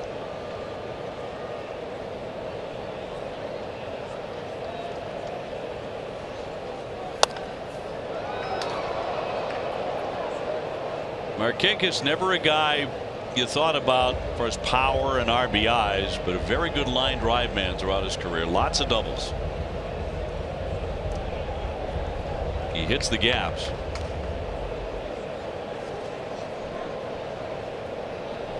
Among active players in the major leagues, he is 5th with 470 doubles. 0-2. Did he go? Oh. The appeal and no swing, says Visconti. This is pretty violent, but he holds up, I guess. A lot of shoulder movement, but he hung on to the bat, hung on there, and called it a no strike. 4 for 5, 2 doubles against the Red Sox lefty.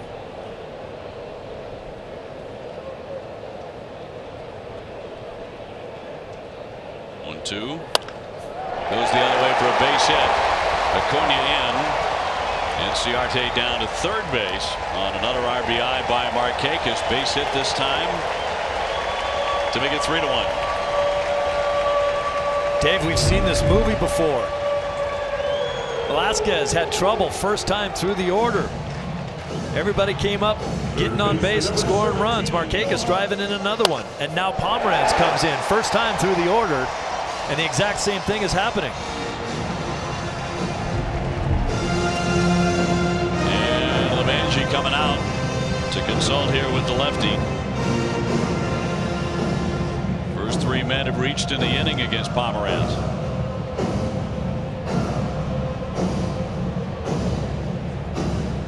And a cleanup man, Camargo, will be next.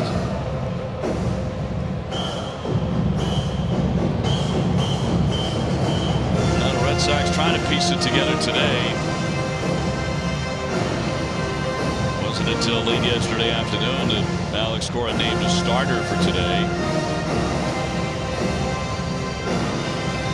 Camargo with a single in the first inning. He's also grounded a short.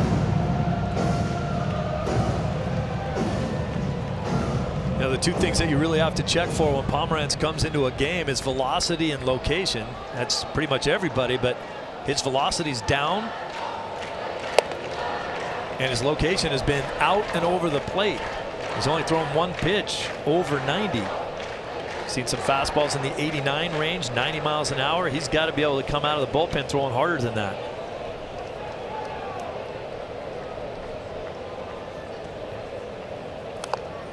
Fouled away. Well, it's rarely been true this year. Of course, he came off the strained forearm, missing all that time on the DL, 2 different stints on the DL, missing 63 games with that left forearm flexor strain, which he suffered during spring training, and then the biceps tendonitis. The velocity just hasn't returned. 2-1. Now, part of the problem because of that, Dave, is that he just doesn't, to me, he doesn't have the differential between the pitches. He's got a nice curveball. We all know that. But in order for that curveball to be really effective, you got to be able to throw a fastball by somebody. If you don't have extra velo on the fastball, your curveball doesn't look that great. 2-1. Missed with that. 3 balls and a strike on Camargo. Duda on deck.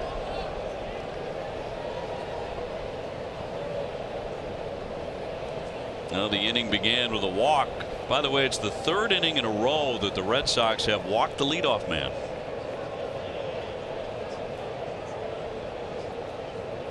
(3-1) runner at first going, but that's ball 4, and that's going to load him up for the Braves.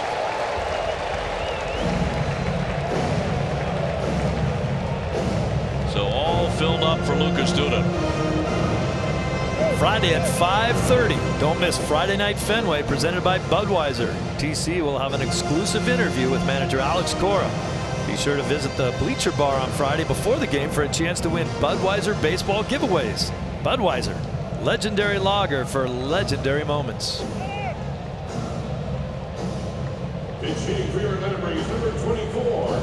Well, now they're going to bring up Kurt Suzuki to bat for Duda. Ryan Snitker smelling some blood in the water here. There's your National League managing. This is a good move right here.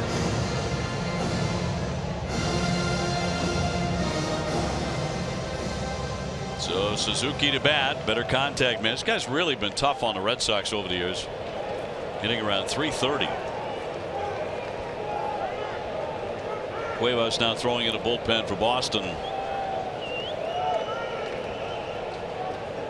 Pomeranz trying to keep it from blowing up in a hurry. Nobody out.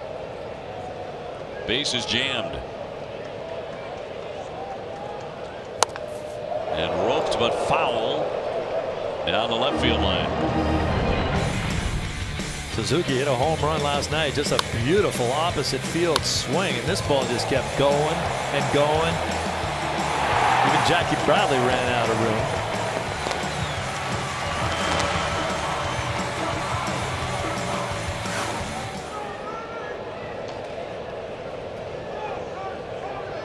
.336 in 61 games against the Red Sox lifetime.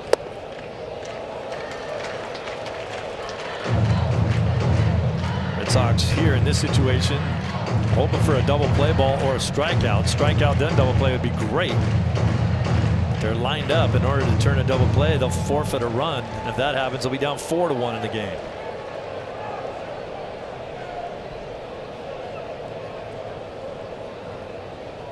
(1-1) to Suzuki, and he missed badly there with that four-seamer.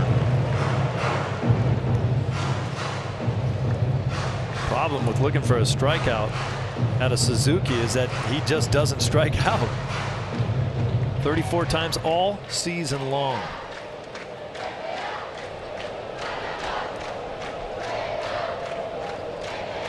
The set and the 2-1. It's that one to the shortstop. Brock Holt will flip into second base. Phillips hanging onto the bag as the run comes in to score. Inciarte in to make it 4-1. Only play that could be made there. Brock Holt gets it over to Brandon Phillips. Phillips hangs onto the base right there, gets the out.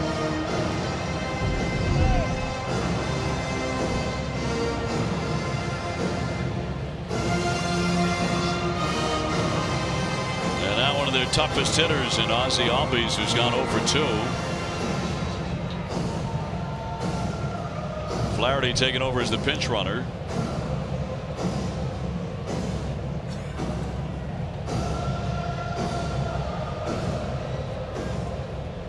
So the Braves open it up 4-1.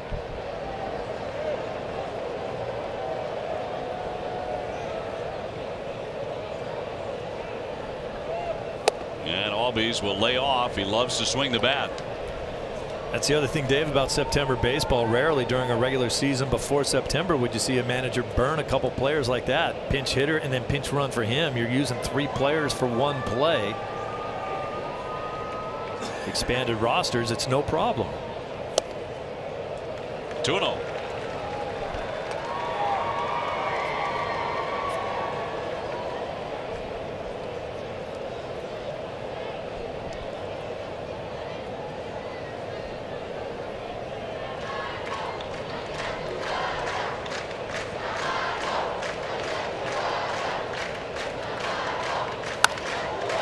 Shot into right center, and that gets by Swihart. It's going to keep on rolling. 1 run is is in. Flaherty churning around. He's going to score. Diving into third with a triple Albies.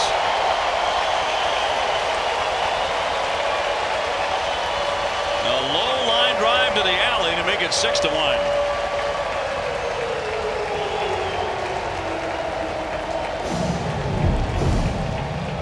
Watch location.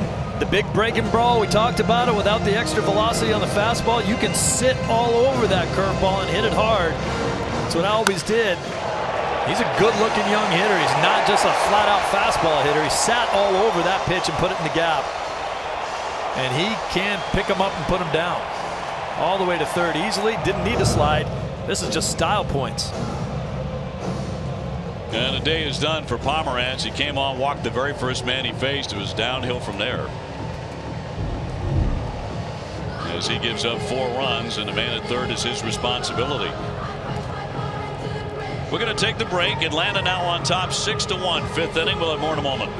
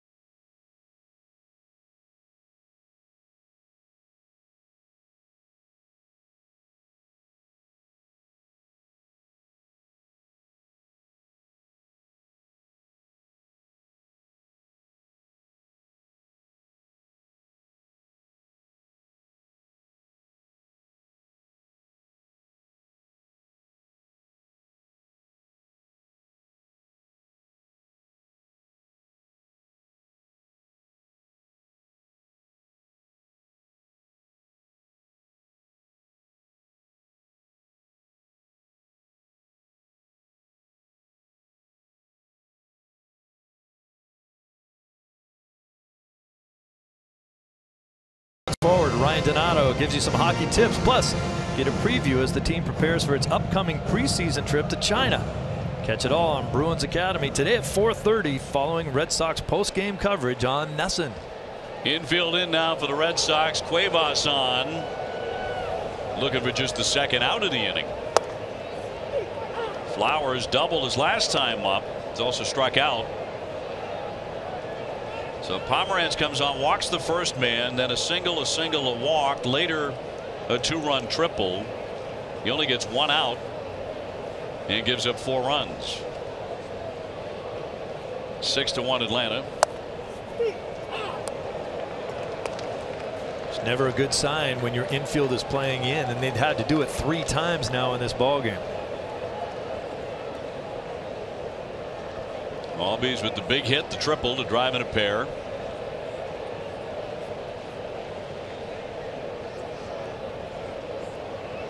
And the 0-2 to the Atlanta catcher. Cuevas worked a career high 2 2/3 innings Sunday in a loss at Chicago. Gave up a couple of runs, struck out 5 men, but he had to come out because the heat got to him. Temperature was up around 90. Back out there today, and just about as warm here in Atlanta. Here's the 1-2, and a shot for a base hit into left field to chase in another run. Albies will score. It is 7-1. Charge that run to Pomerantz and close the book on Drew today.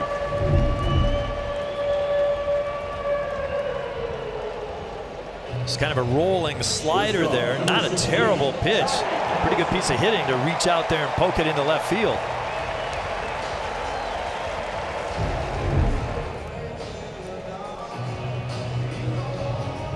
So Flowers with his second hit today, his 23rd RBI of the season.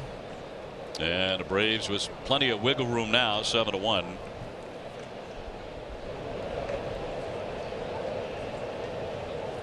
Overson has flied out and been walked intentionally.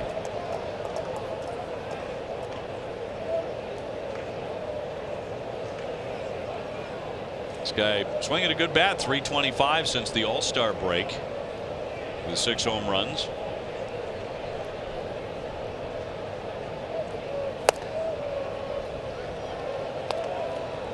Seven runs, 9 hits for Atlanta, 1 run on a couple of hits for Boston.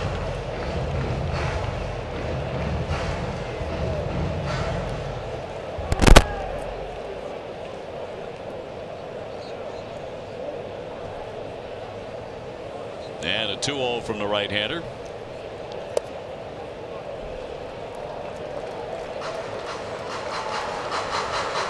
Nothing good ever comes of a leadoff walk, right? And that was never truer than this 5th inning. And that happened in a heartbeat, too, didn't it? 5 runs in the 5th so far.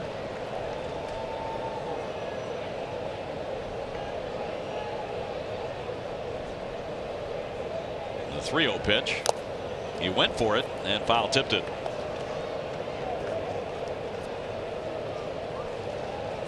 Cuevas called up on September 1st from the Paw Sox, his 4th major league stint this year. Made his major league debut at the Red Sox 2 years ago.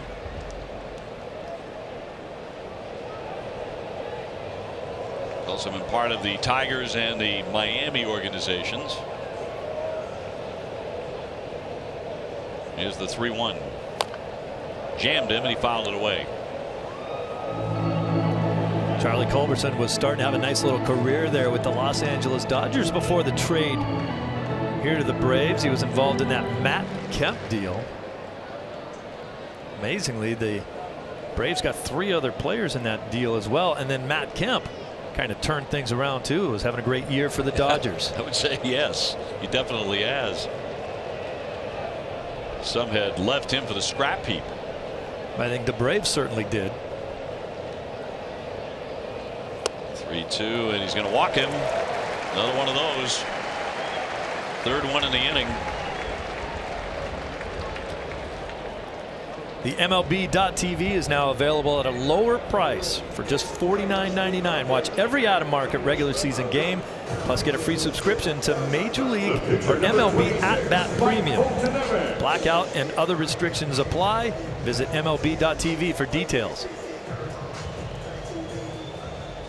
So Mike Foltynewicz, the pitcher, has been sitting back and enjoying this inning like you wouldn't believe.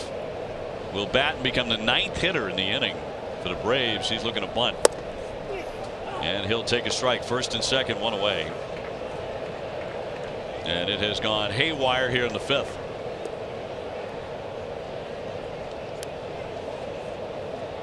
It was a close game.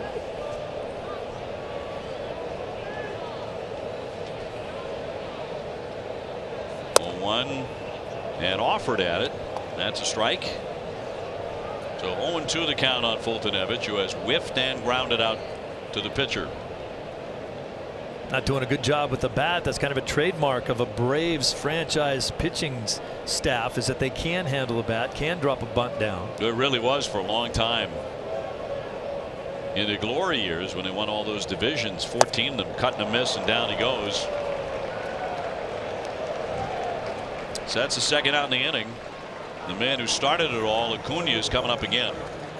How do you view those 14 championships that they had there? Certainly a dominating organization, but then only 1 World Series title going so many times. Some people say, well, does that look like a failure in any way that you win that much but only brought home the big crown once? And my response would be, how could it possibly be considered a failure? When you're in it every year, you're a pretty darn good team, aren't you? There's a guy. Great ball clubs and Hall of Famers. Got 3 guys off that staff who were Hall of Fame pitchers now in Cooperstown: Maddox, Glavine, and Smoltz.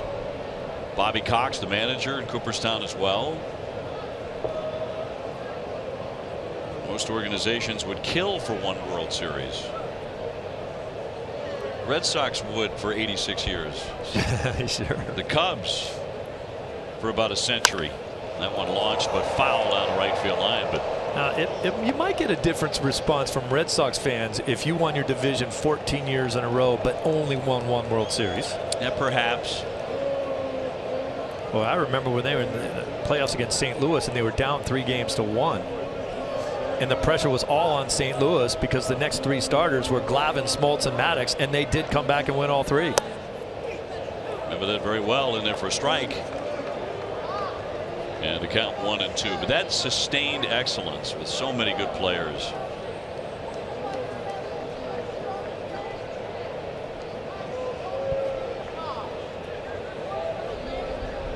First and second, 2 away.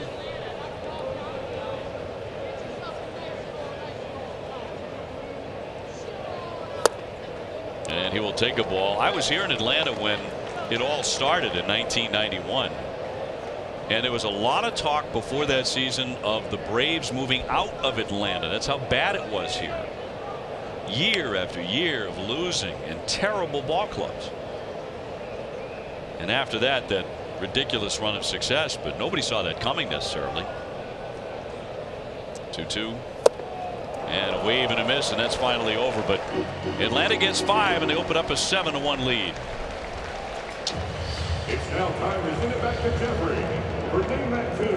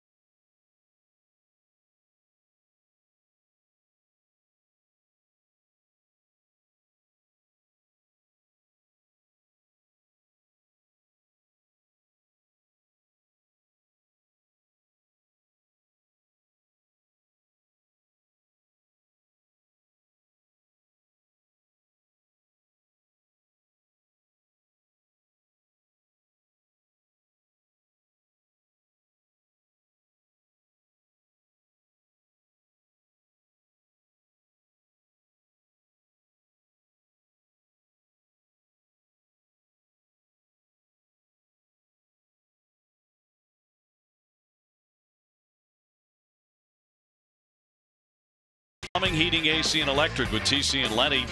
In the pregame, they highlighted Andrew Benintendi pretty hot entering the game. Lucas Duda as cold.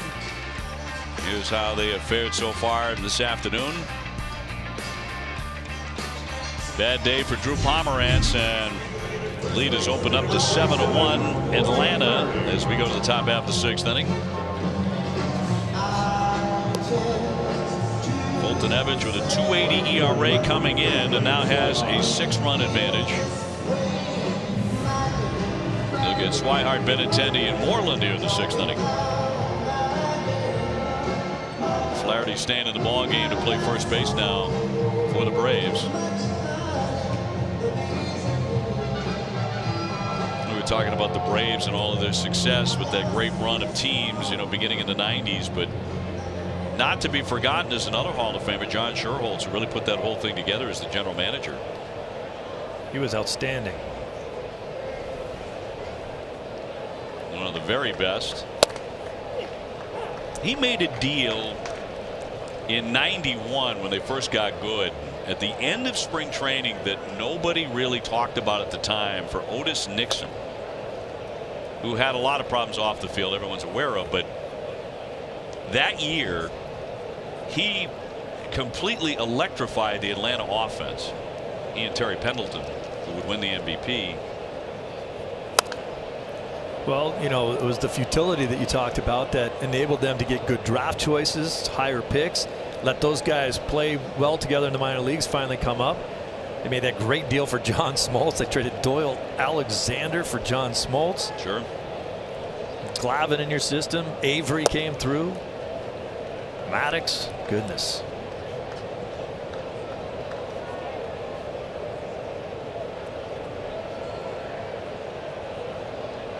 Blake today is flied out and struck out 0 for 2. And a 2-2 coming. Could not contain himself. He swings and misses. That is strike 3. You talk about Otis Nixon. One of the reasons I signed here in 1992 was because Otis Nixon was beginning the season with an 18-game suspension, and they weren't sure that Deion Sanders was ready to play in the big leagues. Well, fast forward through spring training, he lit the world up. They had to keep him. That made a little less room for me on the team. And the rest is history for Deion. What an athlete. Attendee the batter. Deion, of course, was playing both sports. He was playing for the Falcons and the Braves. Started doing that in 1991. Helped that ball club out when they would go on and win the division.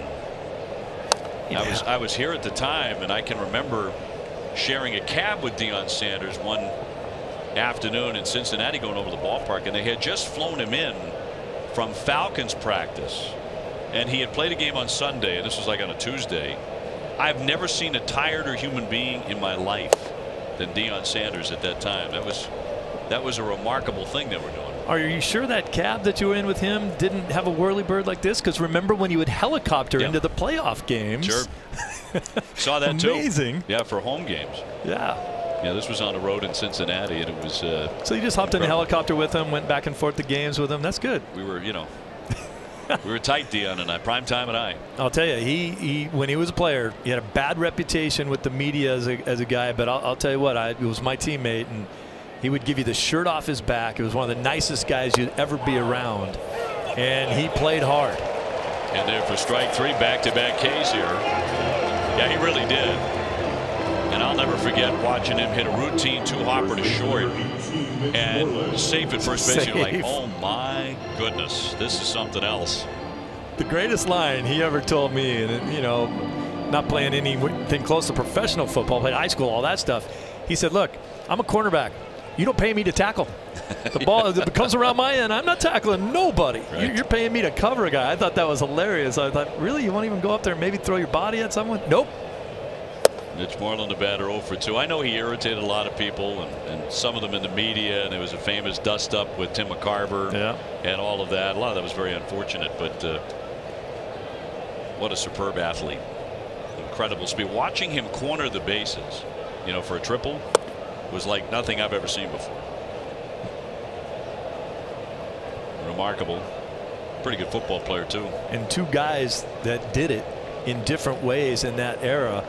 When you're talking about Bo Jackson, who was the same kind of brute strength and speed. You know, Deion wasn't a big guy. Bo was huge.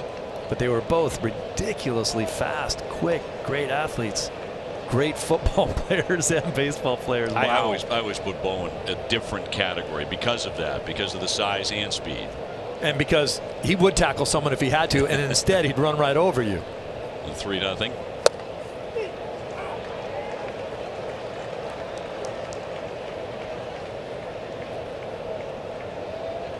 Brandon Phillips on deck, making his Red Sox debut today. And he got the Red Sox on the board with some outstanding base running in the second inning. That's been the highlight, unfortunately, for the Red Sox today. Here's the 3-1. Hard hit, but a foul ball. This Braves team is littered with those first round picks. Almost everyone you look at, a former first round pick, either in this organization or someone else's. Foltynewicz, first round pick of the Houston Astros. He ended up here when they traded Evan Gattis.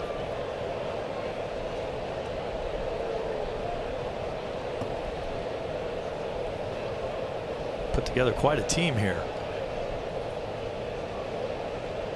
Foltynewicz with the payout pitch, bases empty, 2 down. to the first baseman, and Flaherty handles that chance, and the Red Sox go in order here in the 6th inning.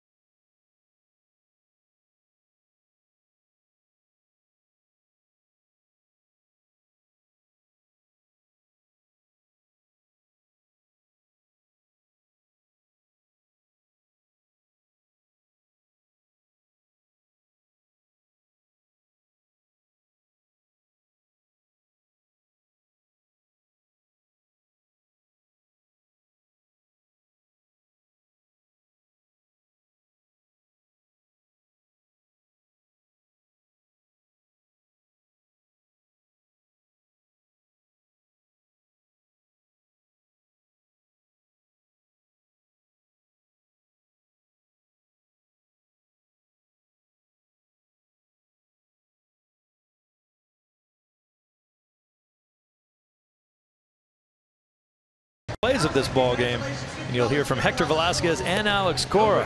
Who but W.B. Mason celebrating over 20 years of same-day delivery. William Cuevas going back out there for another inning. Braves sent 9 men to bat in the 5th inning and scored 5 times to open up a sizable lead here on getaway day.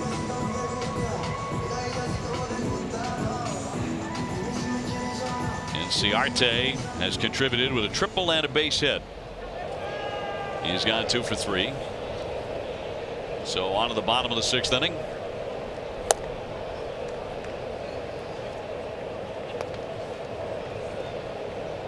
Today is game number 141. Road game number 75.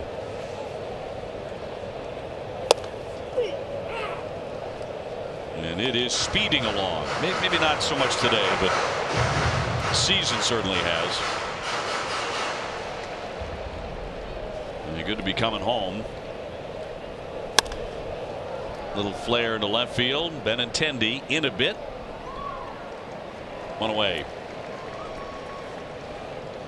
Kick off the college soccer season right here on Nesson as the Harvard women's team hosts the Maine Black Bears on the pitch tonight at 6 o'clock. And then tomorrow at 7 p.m. it's the Harvard men's team taking on one of the best teams in New England, the 22nd ranked UMass Lowell Riverhawks.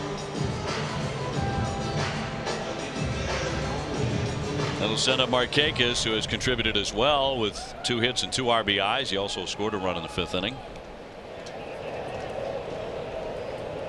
Red Sox only have 1 more road trip in the regular season. That'll be a really interesting one. It's to the Bronx and to Cleveland, starting on the 18th of September. The last 6 of the regular season will all be at home against Baltimore and the Yankees.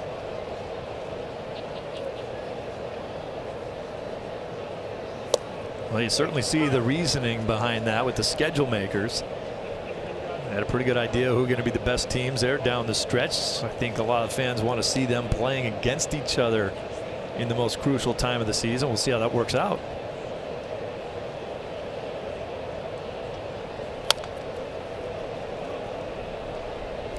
The Indians, of course, will have a very comfortable lead, hoping that the Red Sox will as well at that point in time. And how about what Lindor has been saying, that he thought they were flat because of that? You know, big lead, 15 games. He said himself too. He said, I've been flat as well. I understand how that can happen. You know, you should never really get tired of winning. And they did dip a few games right there too during that period. He was right about it, but sometimes you need somebody to step up and say, hey, We still got to go. Put the pedal down here and keep moving. It's a bad division. 15-game lead. The team in second place, Minnesota, is 63-75. A lunging shot out to left. Again, Attendee on the move. Runs it down. 2 gone. Take on your day the sweet way with Dunkin's new brown sugar cold brew. All the boldness you expect from cold brew coffee. Sweetly balanced with brown sugar. Price and participation may vary. It's a limited time offer.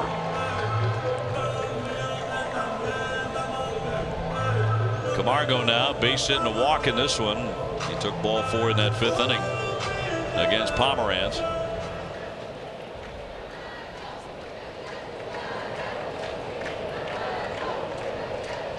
Nobody aboard, 2 away. That'll dive in there for a strike. Good breaking ball, first pitch.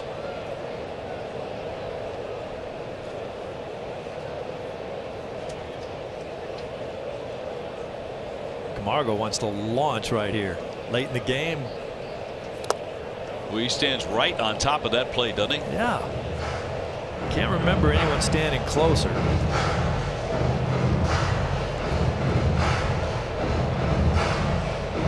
Look at him. His bat goes all the way to the other side of the plate. He just doesn't want to see anything away from him.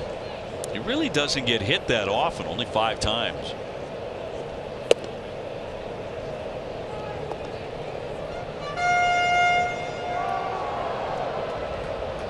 One and two down, 7-1 Atlanta, 6th inning.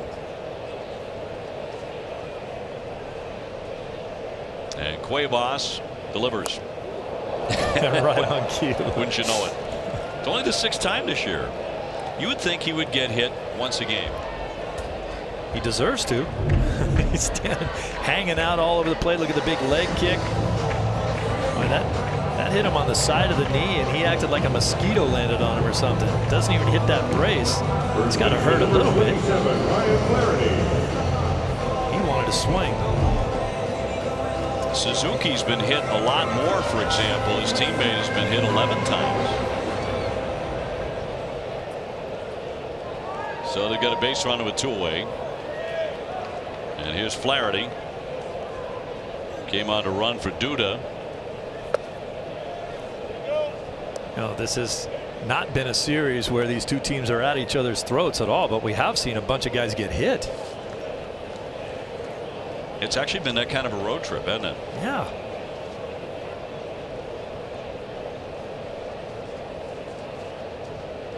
Man at first with 2 men out, and he won't chase it. Kind of lucky with the weather down here. It has not been the oppressively hot, humid days that you can get in Atlanta. It's been relatively beautiful weather, but even in Chicago, the humidity hit highs where you guys saw guys sweat running down on their hands, little trouble gripping balls, and we saw guys get hit.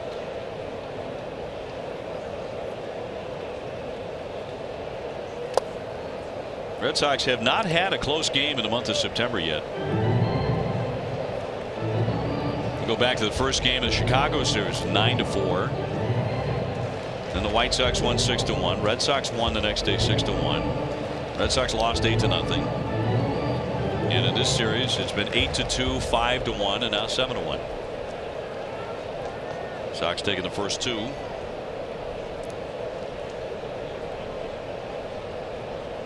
And the 3-0.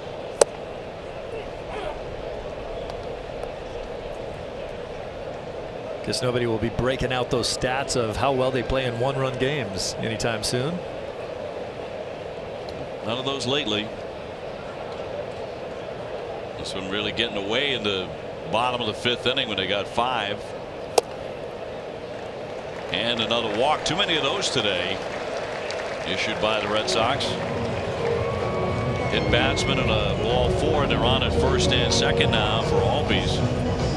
And Levangie coming out again. He spent a lot of time out there today. Tonight at 10 p.m. on NESN Sports Today, we're going to have full recap of today's Sox game, plus the latest from Bruins captains practice. NESN Sports Today is presented by People's United Bank, where the technology is as helpful as the people. All but he certainly had a big hit in the 5th inning, a 2-run triple. He's gone 1 for 3.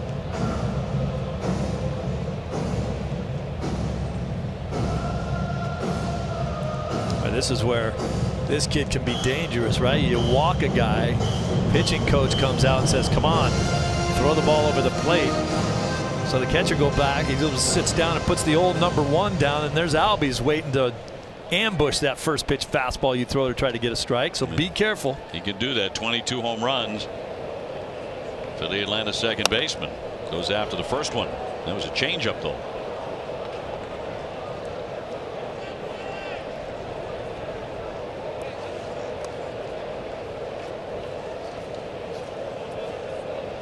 Sox coming home after a day off to take on the Houston Astros at Fenway. 7:10 on Friday night. David Price against Garrett Cole.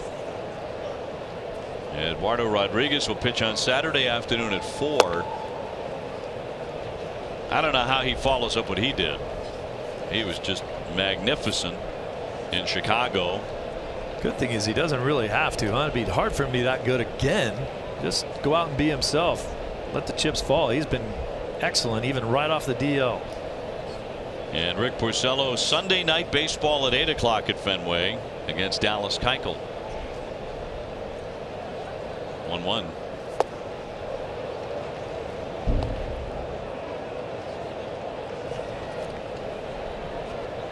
So Saturday the Astros have to decide who's going to pitch. Everything else is set for that big series.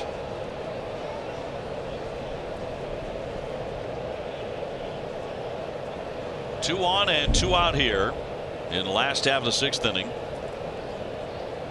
Braves threatening again. Have had a ton of base runners today.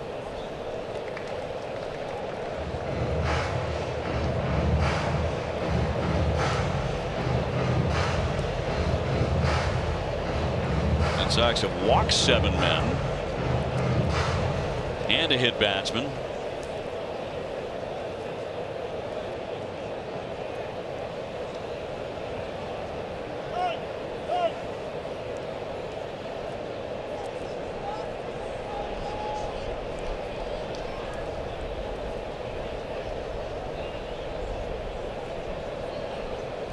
Right-hander ready. The 2-2 on the way.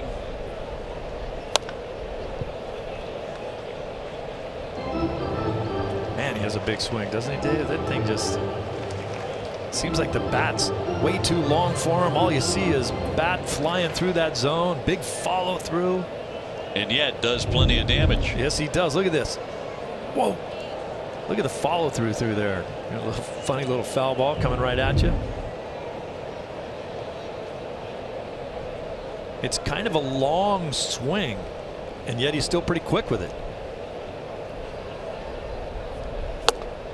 And that one disappeared on him. Down he goes, strike 3. A couple of men left. It remains 7-1 Atlanta. Each phase is time to go inside the clubhouse.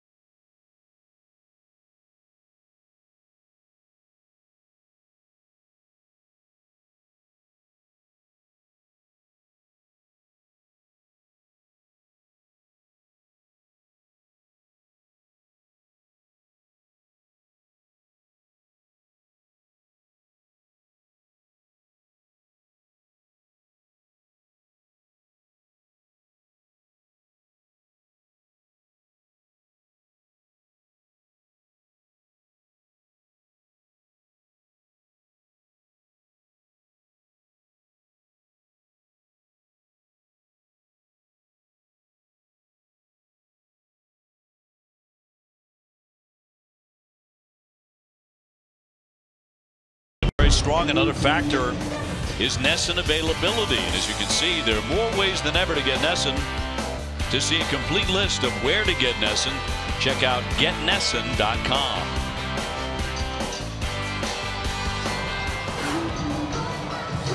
Well, here comes the left-hander, Jesse Biddle, out of their bullpen. So the day is done for Foltynewicz, who is in line for the win. They use this guy a lot. This will be his 50th appearance. And Brandon Phillips in. He has walked and scored. He's also grounded out to short. 7-1 Atlanta. Brandon Phillips in his Red Sox debut with a walk and a run. Kind of stole that run in the second inning. He's also tapped out to short.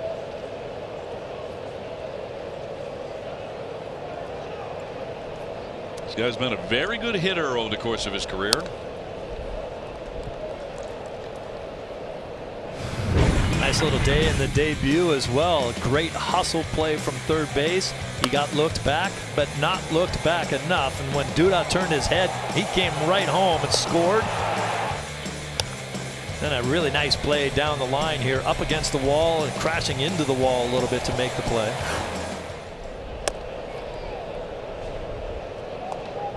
He wore number 4 his whole career. And when he got here, he said, "Hey, can I wear number 4?" They said, "No. Joe Cronin wore that one. That one's retired." He said, "How about number 7?" "Nope, Velasquez wears that." "How about 44?" "Nope, Workman." He said, "What do you got?" Well, we've got 0 lying around. Nobody ever takes that. It's all yours. Didn't have to pay anything for it. That's what he was saying. He goes, "I could pay for it, but..." Guys, Phillips was telling us that he asked for the weirdest number that they had available, and they said it's 0. So that's what he went with. It is weird. Working out pretty well for him today. At least him individually. There's Velasquez wearing his number 7.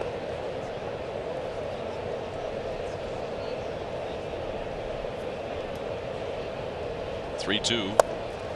And it'll be ball 4, so he's on again. This one beginning the 7th inning. He takes the walk in front of Devers. Friday, September 14th is the Mookie Betts Splash Bobblehead Night at Fenway Park. The first 10,000 fans in attendance will receive a Betts bobblehead presented by Coca-Cola. For more info, visit redsox.com/promos. You were on several ball clubs. Did you ever witness a really unusual negotiation for a number? You know, it always got, at first it was a suit, right? They'd had to buy you a suit way back when. And then it became a nice watch. Guys and then a really nice watch. Yeah, like, you know, like Rolex caliber $30,000 watches. Oh my goodness gracious. Wow. I was begging for someone to want my number. Nobody wanted to go that high. Funny thing is, I wore 4 different numbers with the Red Sox. Came back 4 different times, always had a different number. And they were usually pretty good numbers. 12, 7, 19, and 30. 1-1 outside. What was it with Chicago? 12 there as well. 12 as well. It's kind of the number I identify the most with. Never wore the number that I wanted to wear. 22. It's always my favorite. And guys, don't forget the whole team dinner that Eduardo Rodriguez had to take all the guys out to when he wanted Carlos Fable's number earlier in the season. Yeah. That's right. That was a hefty tab. That was a bill. Albies has that, and a second one on the first, and a double play. Devers hits into that for 6-3, 2 gone. Time now for our refreshing finish, brought to you by Coors Light. Number 12. My favorite play of the day, this ball down into the corner. Attendee hustles to get it, spins around, makes a perfect relay to Holt, who makes a perfect relay to the plate, and then a great tag by Velasquez at the plate, giving him no room to come in and score. Lots of fun to see that play. It was a big play at the time. Brock has an RBI today on a ground out. He's also struck out. The Sox have only 2 hits. And we'll not get another one here. Gobbled up by Albies, and that will do it. Another fast inning for the Red Sox here in the 7th.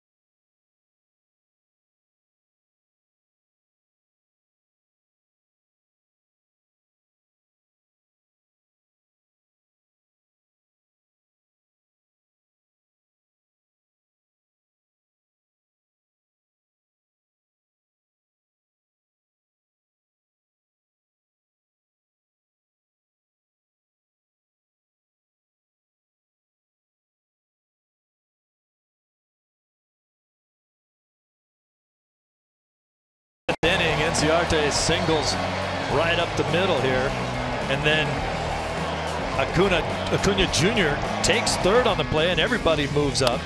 Then Markakis, RBI into left field. The hit parade continues on. Suzuki comes on as a pinch hitter. He gets the base hit. Then Albies triples in. The two brother-in-laws, Flaherty and Markakis, believe it or not, are brothers-in-law, and they both scored on that one play. More hits. Tyler Flowers gets another one. That scores Albies. 5 runs before it was all over. Well, thanks for making us relive that, Steve. Appreciate that very much. 5 runs there. Zue Lin is now in the ballgame at shortstop, and Bobby Pointer will take over on the hill. In a 7-1 ball game. Atlanta trying to grab one of the 3. Red Sox have won the season series head-to-head. And Flowers will lead things off here against Pointer. He's had a very good day with a double and an RBI base hit. So Bobby making his 12th appearance at the major league level, a 2.19 ERA. Has been up and down the Sox several times this season. Alex Cora does such a great job of getting guys in and out of ball games when he feels like maybe one's out of reach and you could use some rest. Benintendi's still in this ball game, but he had yesterday off, and you'd have to really decide who you want to throw out there if you're going to get him off his feet. JBJ is still out in center field. Tomorrow's the off day. But for a lot of guys, and he likes to do this, 2 consecutive days off. Yes. And that's why the guys that aren't playing today. 1-1. Hammered in center field, but there's Jackie Bradley to put it away. And Flowers is retired. 1 gone. CVS Health is investing $50 million over 5 years to extend their commitment to helping people lead tobacco-free lives, moving us one step closer toward a tobacco-free generation. You can learn more at cvshealth.com/be the first. Culberson on the day has been walked twice and flied out to right. Walks have been a big part of it. Certainly were in the 5th inning.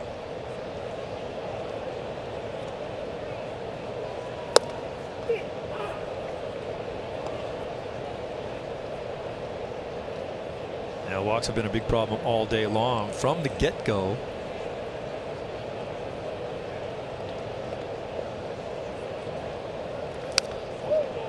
Day began with an Cunha home run. Enciarte right behind him tripled. That was against Velasquez. 2 more singles, and it was suddenly 2-0. But then Velasquez steadied his ship after that until the 5th inning. It was only a 2-1 game when Pomeranz came on, and then it went south. Leadoff walk, a base hit, another walk, later a triple. It's kind of odd how both pitchers, Velasquez and Pomeranz, had trouble in the first inning that they pitched against the top of the order from the Atlanta Braves. Pointer fanning Culberson, so 2 up and 2 down. Number 23, Adam Duvall. Adam Duvall now will hit in the pitcher spot.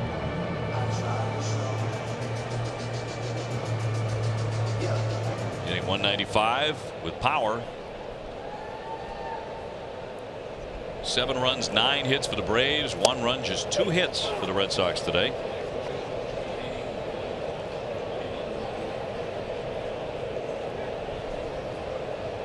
Bobby's a guy who wants to get it and throw it. He wants to work with a quick tempo.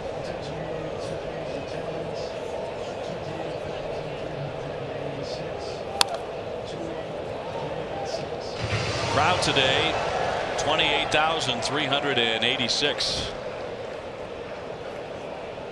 For the noontime start.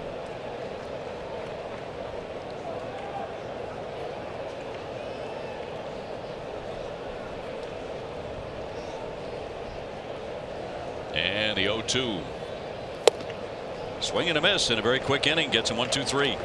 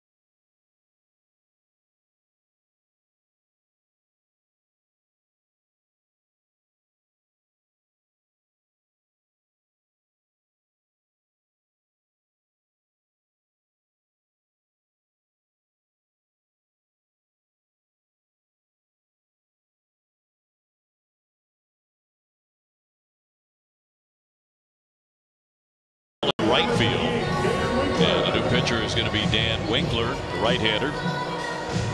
They'll work to 8-9-1 in the Red Sox batting order. Guys had a very fine year for them. 61 appearances, 2-0 with a 240 earned run average. Yeah, you talked about the guys that come out of this bullpen for the Braves. This is the guy who runs out there all the time. Good numbers. Tough to hit too, a 202 batting average. First man in will be Christian Velasquez.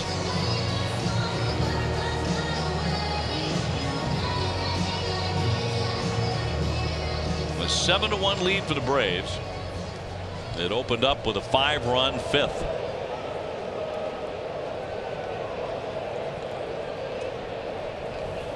Christian today has been intentionally walked. He's also grounded out to short.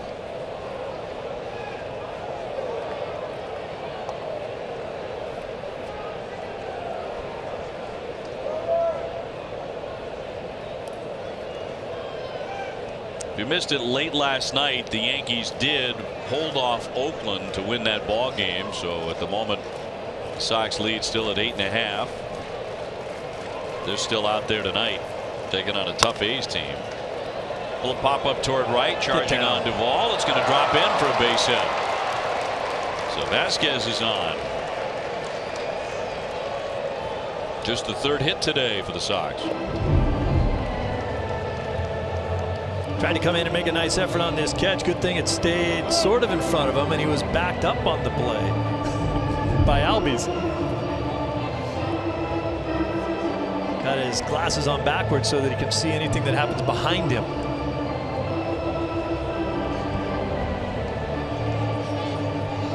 Here's Zue Lin hitting for the first time today. Zue now in the game at short. One of the Red Sox September call-ups. First time we've seen him since the call-up.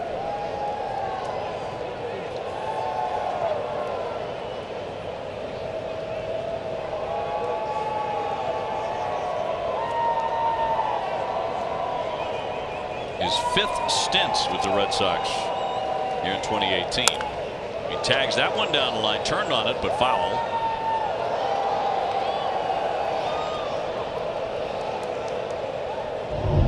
Lynn looking to jump all over anything on the inner half. He just golfed this one down the line, but he couldn't keep it fair. That's why pitchers try to get down and in to lefties, try to get them to pull that thing foul. 0-1 on Lynn. Goes the other way, another blooper. He'll find a home and left. And for the first time today, the Red Sox have back-to-back hits. Speedway will donate $500 to Boston Children's Hospital for every Red Sox home run. Speedway, New England's first choice for value and convenience, and the largest convenience store contributor to Children's Miracle Hospitals.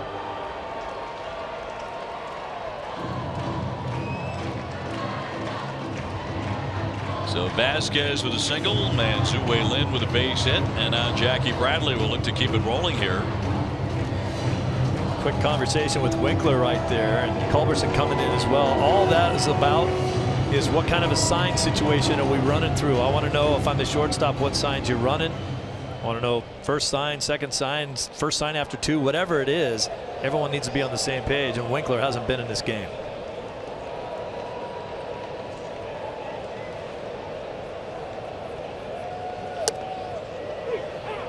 In there for strike one. Jackie, a fly to left, a grounder to short, a grounder to second. Blake Swihart after him.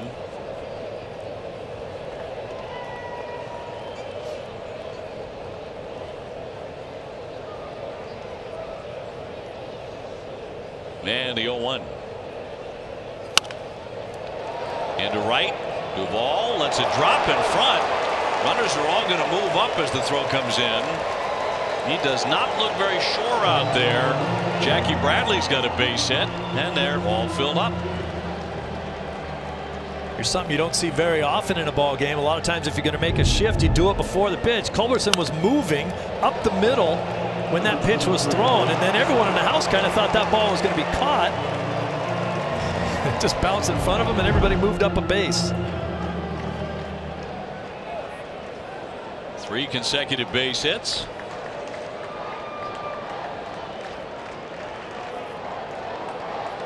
And a meeting on the mound coming up in front of Blake Swihart, who has gone 0 for 3. Chuck Hernandez, pitching coach. Now, Red Sox with a little bit of life here at last in the 8th inning.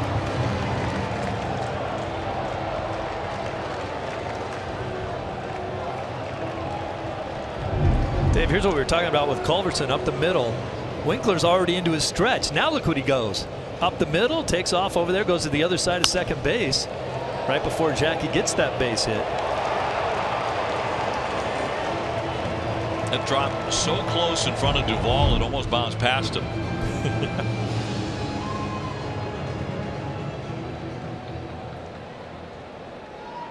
Blake has fly to center, struck out again. Nobody out.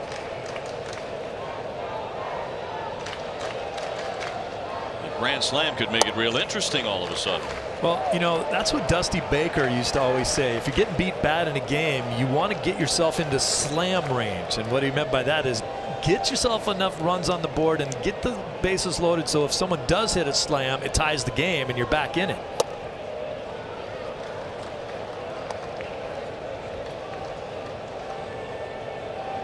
Dusty was so much fun to talk to when he's managing teams. Kind of laid it all out. Didn't hide much from anybody.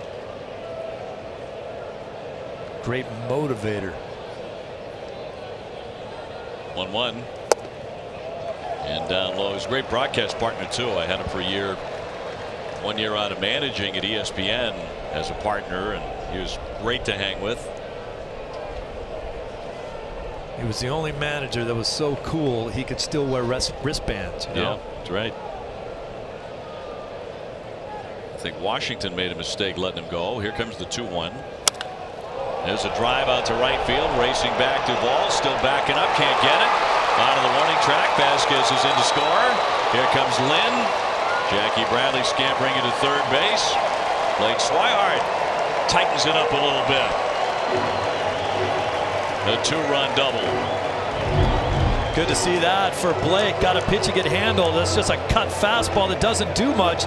So we talk about that pitch. You try to throw to a lefty. If you don't get it in off the plate, you're going to be in trouble because you're coming right into his happy house. That ball scalded into right field.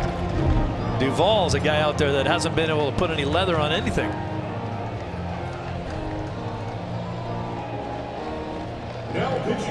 So 7-3 game. And Benintendi due up. They're going to bring in a left-hander for him. That'll be Johnny Venters. And we'll see just how interesting this does get. Winkler is gone, allowing 4 consecutive hits. He's not getting a whole lot of help from his right fielder. Let's get on to Guerin. Brandon Phillips said it was a blessing to get called up, especially in his hometown, and he talked about his excitement joining this team. It was a blessing, you know. Pricey hit me up, Mookie hit me up, Jackie hit me up on Instagram. Yeah, I felt kind of weird. He hit me up in my DMs, and you know how what goes down in DMs. But you know, it was just crazy. But other than that, Alex ended up texting me, and you know, a lot of guys was just happy to have me on this team, and I'm happy to be a part of it. Yeah, what did that mean to you to have them all reaching out and just excited to have you here? Wow, you know, it made me smile, you know, and it shows that the guys are happy to have me over here. Hopefully I can just do my job to help the team do exactly what they're doing right now. But you know, I'm just really happy to be here, and hopefully that I can help the guys out. That's basically it. And as you guys mentioned, all the numbers that he wanted were retired or already taken, so he asked for the weirdest one, and that's a 0. Well, so far it's worked out pretty well for Brandon. A couple of walks today, fine defensive play. Kind of stole a run for the Red Sox early on. Winkler was just a little bit steamed as he came out. Well, you'd think. I don't know who he's mad at. He clearly didn't have a great outing. He didn't get a lot of help in the outfield. And it wasn't his glove's fault, but watch this. Oh. That just makes me think of a story my dad used to tell me. Hey, treat your glove the way you want your glove to treat you. That's not a good idea to throw it around. He might not be done yet. Oh, we threw some water. Venters out of the bullpen. Inheriting runners at second and third, Benintendi. Has gone 1 for 3 with a base hit. Minuscule ERA of 0.69 for Venters. Red Sox are trying to get back into this thing here in the 8th inning. Yeah, there haven't been a whole lot of at-bats for a guy like Benintendi in this ballgame that meant much, but suddenly this one really does. There's a breaking ball that disappears on him. Benny actually had a pretty good hack at that.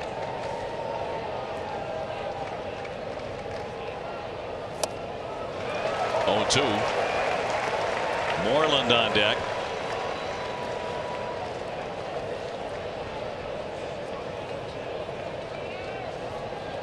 Benny can single these 2 guys home. You're talking about a different game. You sure are. 4 consecutive hits for the Red Sox here in the 8th inning.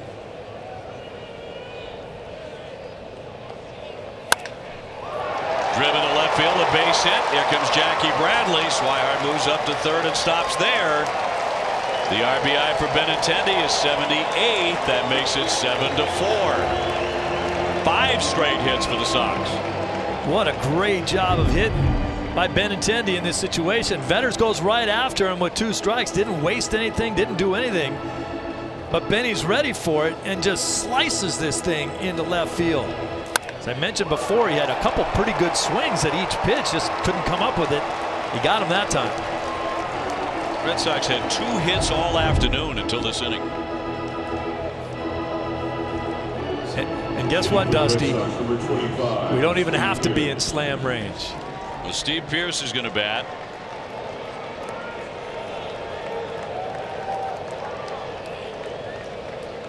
First and third, nobody out. Pearce batting for the first time, hitting in Moreland's spot.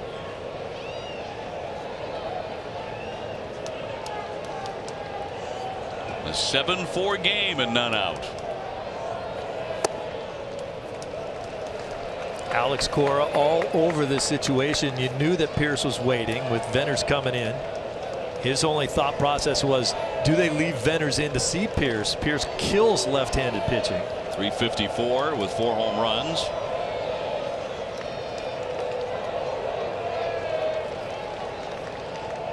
And the 1-0 will not be made. The reason why Alex Cora was pretty confident of making this move is because the Braves did not have anybody up and throwing in the pen. They do now.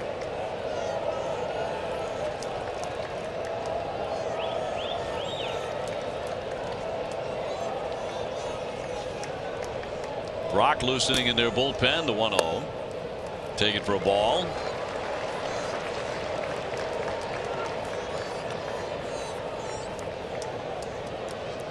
Really did not think Steve would be talking about the tying run being at home plate in this game. Not a few hitters ago. They have come out hacking in this inning. And a 2-0. Pounded in there at 94. Just as the Braves put up a 5 spot in the 5th, the Red Sox are trying to do the same thing to them. Maybe get more here in the 8th inning. Boy, that pitch didn't have to be a strike, did it, Dave? Goodness. That's a 2-0 pitch. Brandon Phillips on deck. And a 2-1. That's a rocket pulled into left. Cunha back. Made the catch. Tagging up. Here comes Swihart. He is in to score. It is 7-5. And another wicked shot. Pearce will pick up the RBI. Well, that's a quality play by Cunha out there in left field, because he is one of the guys that doesn't play all that deep in left. He had to scamper back to go get this one. Pearce hit it on the nose, but he couldn't quite get enough air under that ball to get it up and over Acuna's head. Nice play out there, and then getting the ball back in.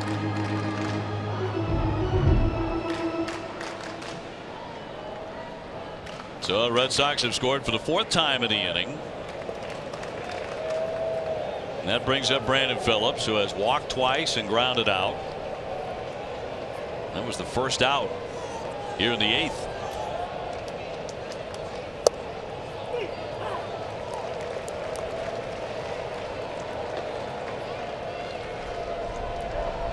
Phillips getting his first action at the big league level this year. 3-time All-Star, 4-time Gold Glove winner. Benintendi the base runner at first, and the 0-1.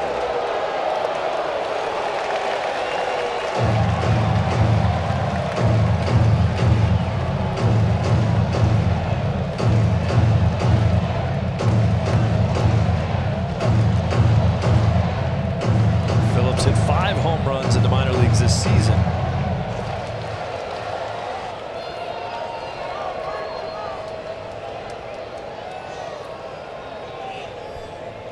Devers on deck.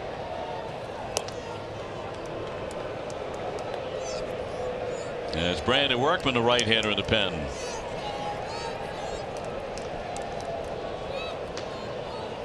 Now the middle innings had gotten pretty sleepy, and the Sox had fallen behind 7-1, but a big rally here in the 8th to tighten it up. And the 0-2. You and I commented earlier when this game was 7-1 with all the guys that were having the days off, it looked like they were going to continue to have the day off. Alex Cora, generally when he gives his players days off, doesn't use them very often. He might find himself in a situation where he could use one of those big bats off the bench to come in and put one into the seats. Indeed. One out, Attendee aboard.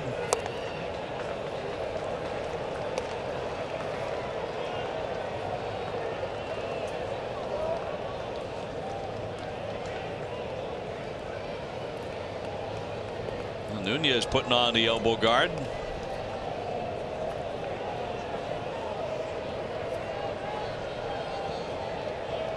And a 1-2 pitch to the third baseman, knocked down by Camargo. He'll gather, gun, he threw it away. Down to third, Attendee. Oh, this is getting fascinating now. Down to second base is Phillips on a ground ball that ate up Camargo, and then a horrible throw. Second and third, and only one down, and the tying runs are in scoring position. Camargo caught himself on an in-between hop, and when that ball bounced off his chest, your immediate reaction is usually panic. You're like, oh my goodness, I got to pick it up and throw it. What you generally do is try to throw it too hard, and you almost always throw it in the dirt when you do that. And it's an unplayable ball at first base. This is trouble all the way around. They almost caught a break by this ball skipping out of play. Well, this has turned into a ball game at last. Ian Kinsler just announces the hitter to bat for Devers. And Snitker is going out to take the ball away from Venters. And he'll bring on a right-hander. Downright fascinating indeed. 7-5.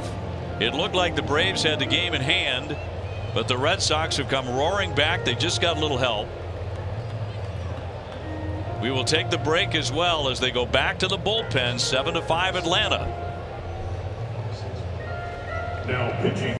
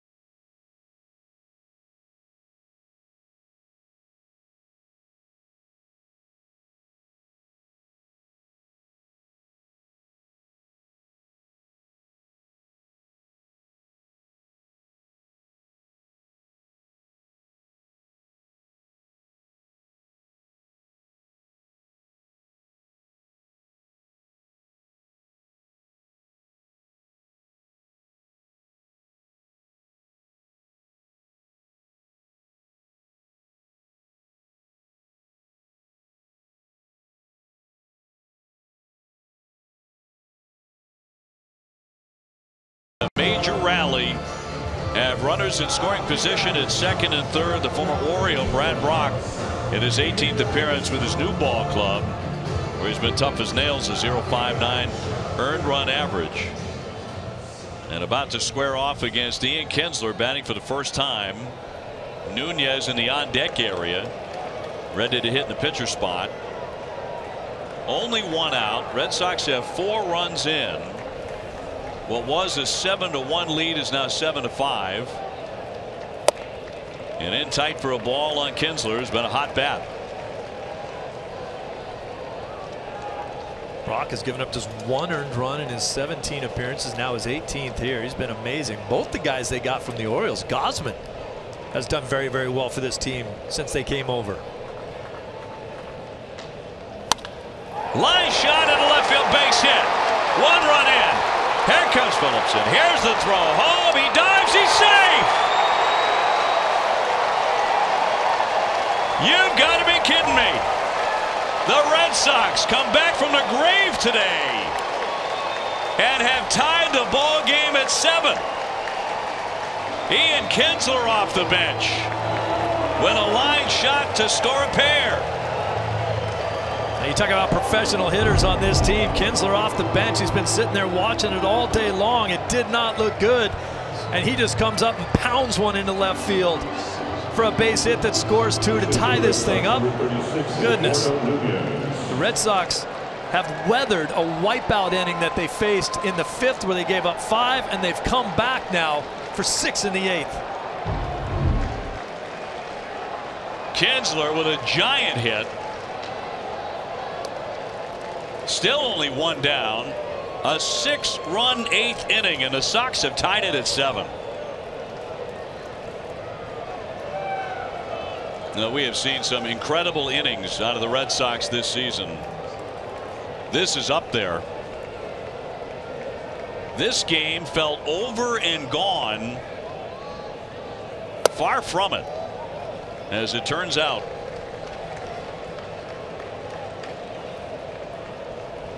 Red Sox with 6 hits. Big error in the inning as well.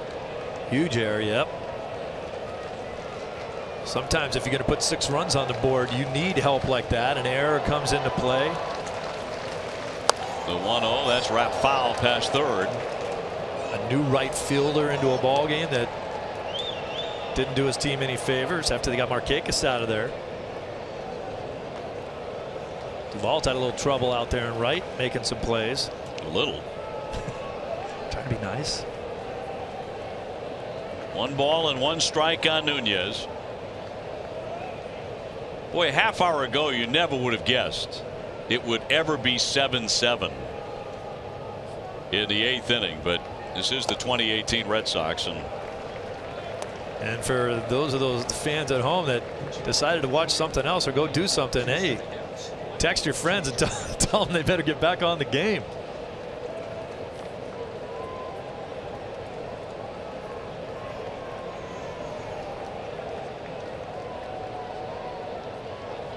The 2-1 to Nunez. Fouled away. Ian Kinsler off the bench, ripping a 2-run single. Started out innocently enough with a bloop base hit to right by Velasquez. And now he's on deck. He has scored in the inning. Zue Lin, a base hit and a run. Jackie Bradley, same thing. Blake Swihart drove in a couple with a double. Benintendi with a clutch RBI single. Pierce with a line drive for a sac fly. Phillips with the routine ground ball that was booted at third as the throw back to first, and Kinsler will dive in safely. How about all those guys off the bench that you just talked about that have come in and they did damage? Pierce, Kinsler, Nunez, Lin. That's a big bench today. Pierce was unlucky, hit a bullet, got the sacrifice fly out of it, but no Mookie Betts, no J.D. Martinez to be heard from so far. At least not yet. Here's the 3-2. Runner goes. And a fly ball into center field. Inciarte will grab that for the second out. And Velasquez, the man who started it, coming up for the second time in the 8th inning. 7, Christian Velasquez. I think it was on the Blake Swihart double where the air changed here, and it got a lot tenser, certainly for Atlanta. Certainly did. Got a little tougher for them to breathe. They started thinking about the conversation with Dusty Baker about getting themselves into slam range. They were headed that way. Here's Christian Velasquez, 1 for 2 with a base hit. Seemed innocent enough. Runner taken off, and a line drive and a right center field, a base hit. Kinsler on his way to third. Another Red Sox hit. And the Boston Red Sox have the go-ahead run 90 feet away here in the 8th inning. Well, this is the Christian Velasquez that you were talking about, the guy you saw last year that drilled balls into right center field. Back-to-back hits now going the other way. Well, you have a lot of options here if you're Alex Cora, and he's going to choose Xander Bogaerts with an opportunity, amazingly enough, to take the lead here. And he will hit in the 9th spot. Pitching for the Red Sox, number 2, Xander Bogaerts. So Xander being announced. It's been a day of rest for him until now. Mookie Betts, JD Martinez, Kinsler, Nunez, all starting the day on the bench, but all of a sudden they're getting in.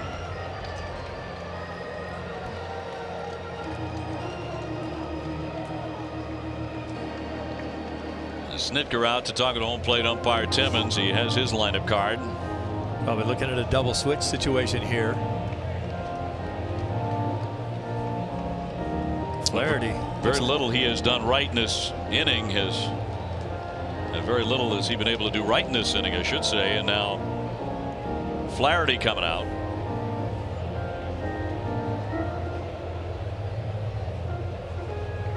And they'll be going to the bullpen again. It'll be A.J. Minter.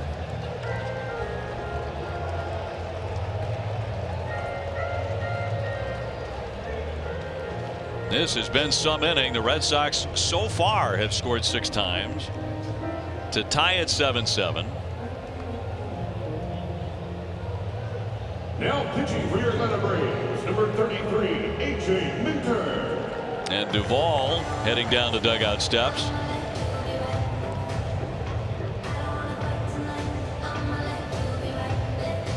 He was certainly part of it in the Red Sox favor with less than dazzling defense to begin the inning. Really didn't feel like it would mean all that much. It does now.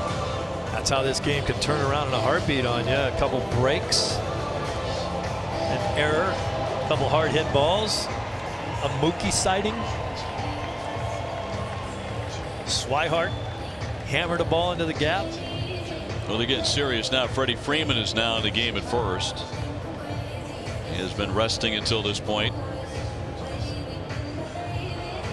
Time now for our high strength steel play, brought to you by New England Chevy dealers and the Chevy Silverado. Well, let's get you caught up on how this happened. Velasquez, sort of a harmless fly ball. Maybe it could have been caught, but it wasn't. Then Jackie Bradley Jr. hammers the ball out there. That ball should have been caught, and it wasn't. Then Swihart just drills a ball. It gets over everyone's head. Here comes a couple runs to score. Winkler not too happy about it, pounding his glove, throwing his glove.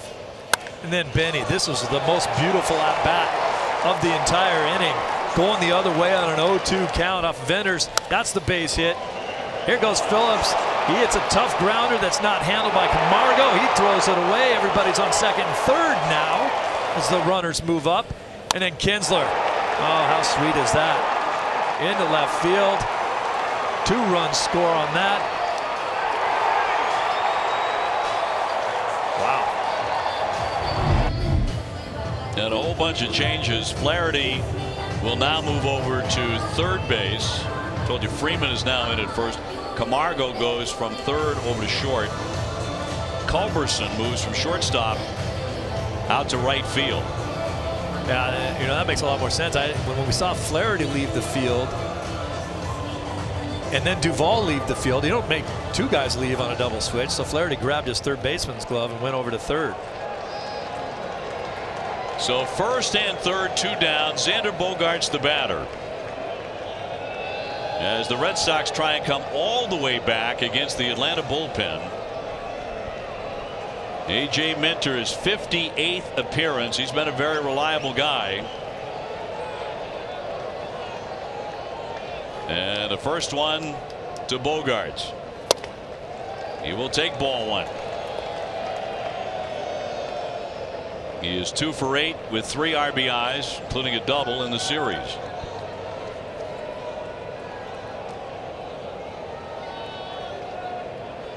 Red Sox have 7 hits and 6 runs in this inning. And they have stunned Atlanta.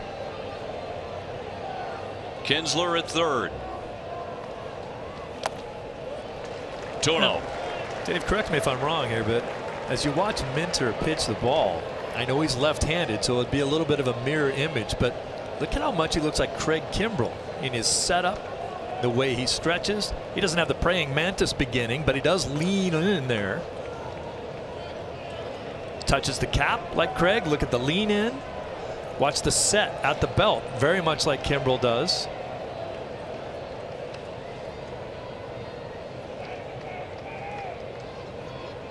The 2-0. That's in there for a strike.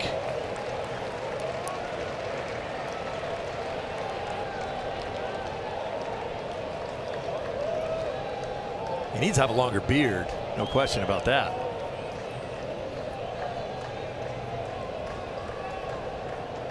May actually get to see Kimbrell appear for the Red Sox today, the way things are going right now.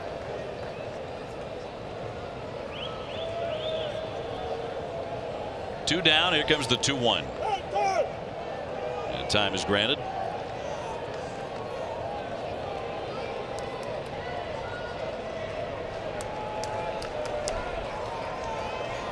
It has been a merry-go-round of an inning. Bogaerts trying to continue that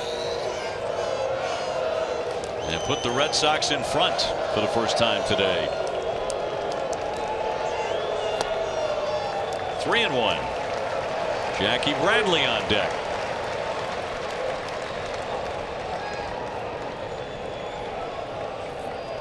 I think he's going to be careful on this pitch. I don't know if Bogaerts is going to necessarily see a fastball down the middle. 3-1. Lefty Bradley waiting.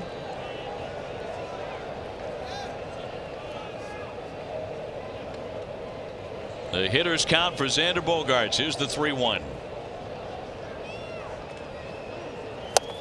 And that'll be inside ball 4. That'll load up the bases. Well, guess who's striding up? Here comes Mookie Betts. With the bases loaded and 2 down. And perhaps the greatest comeback inning all season long for the Red Sox. Mookie Betts is about to hit.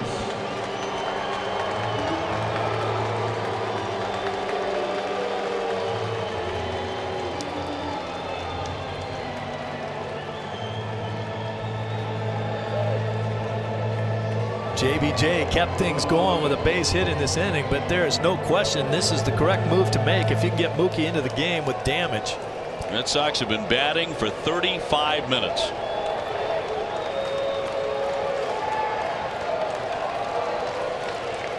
All loaded up with 2 down.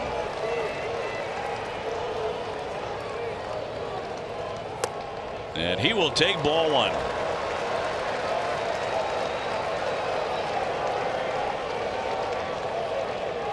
Mookie for the year hitting .358 against lefties.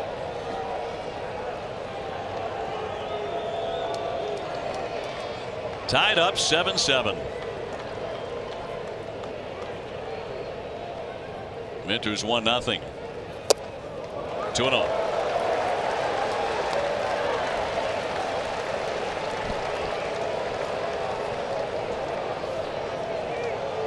A day off for Mookie Betts until this moment.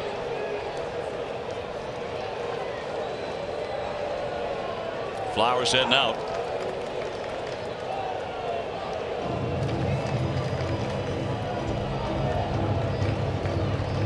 So Ian Kinsler, the runner, at third base. Christian Velasquez at second. Xander Bogaerts at first. Hasn't wanted to throw the fastball to Mookie. I wouldn't want to either.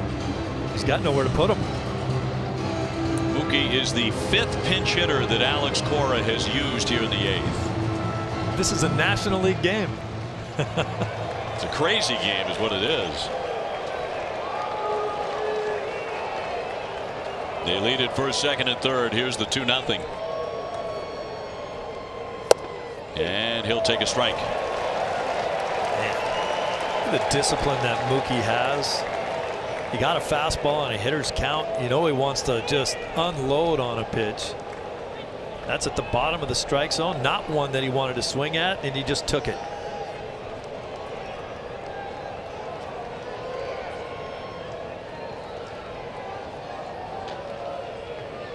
The 2-1.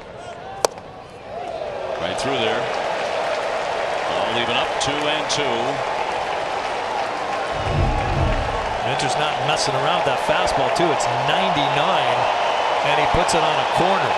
Mookie has not seen a decent pitch to hit in 4 pitches.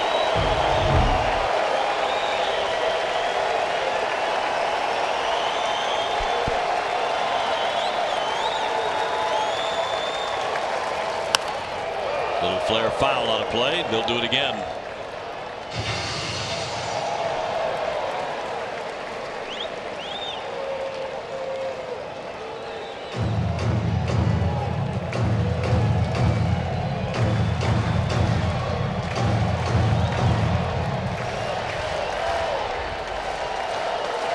Wouldn't be surprised to see a breaking ball here.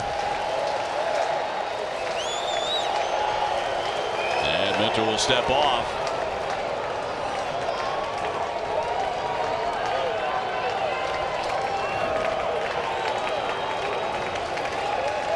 Here's the 2-2 again.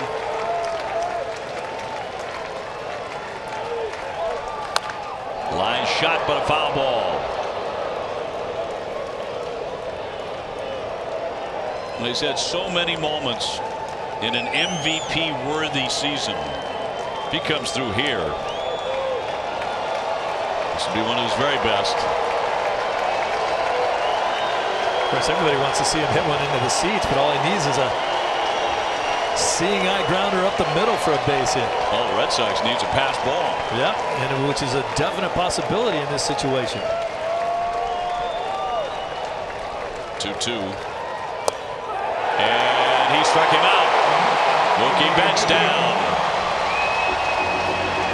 Side retired, but what an inning it was. The Red Sox leave him loaded, but they have tied the ball game at 7-7. Best.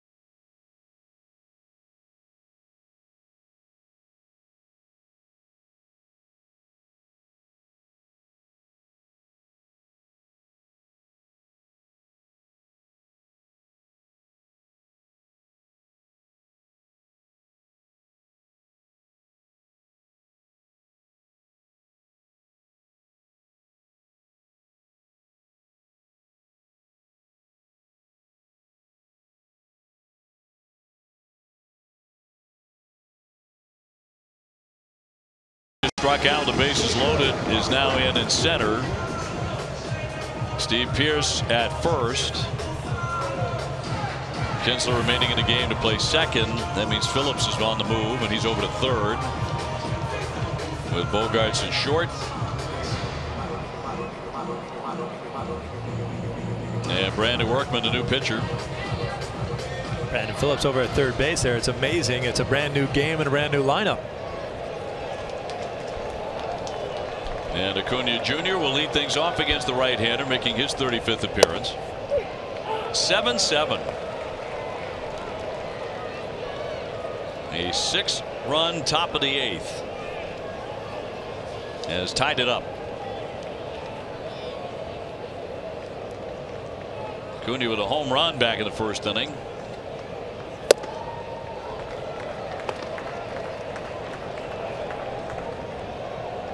Well, given the length, and the Red Sox were up there for about 40 minutes. The length of that top of the 8th, I think Braves feel like this game ought to be over a long time ago. They figure it should be over with a victory for the Braves. No doubt. Not so fast.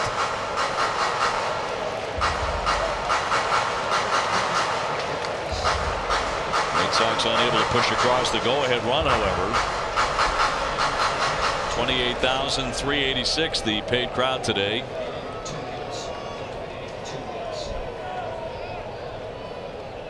One-two coming. Take a look at that last pitch to Mookie Betts. Filthy is what it was. Backdoor cutter, 92 miles an hour. Mookie thought about offering at it, pulled it back.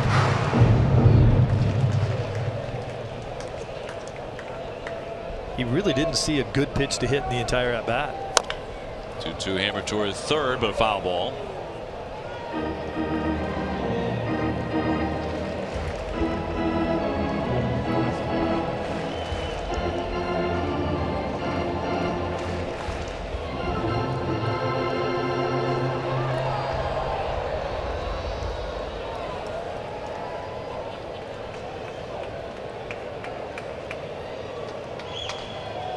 Inciarte on deck for the Braves, the 2-2.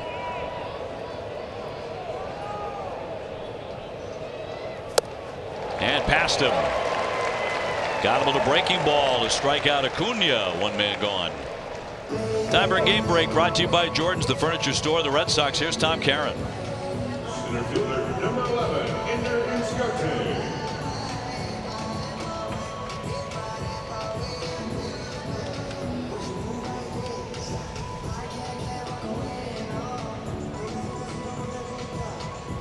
All right, Tom, thank you very much. He does that a lot, doesn't he? Corey Kluber spinning a gem. It's synonymous. Inciarte has a triple and a base hit today, and he has scored twice.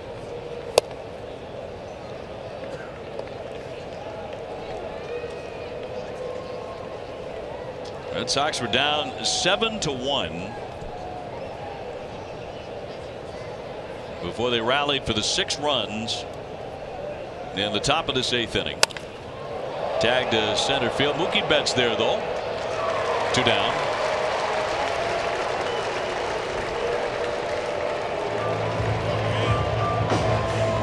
So Workman gets his first 2 men. And now Freddie Freeman. Number 5, Freddie Freeman. He's batting for the first time today. He came on as a defensive replacement. And the Red Sox were piling up all those runs.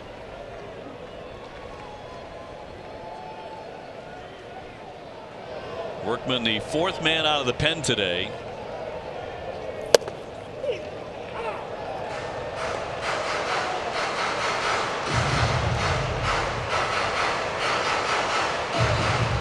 Freeman, a standout hitter. He's in a slump right now, but one of the best hitters in the National League for a long time. He is hitting .305 with 20 home runs. High fly ball, right field deep. That one way back there. It's carrying and gone.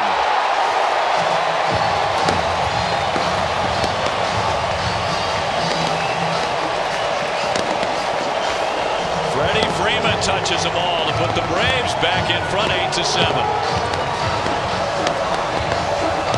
obviously that is the threat that he possesses when he comes to the plate. He was lurking there, came up with 2 outs, got his opportunity to hit, and he got a fastball right down the middle here.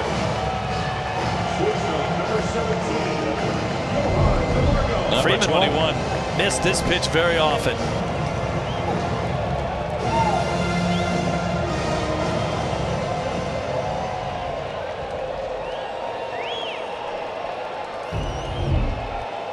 So the Red Sox with more work to do, and that'll be in there for a strike on Camargo.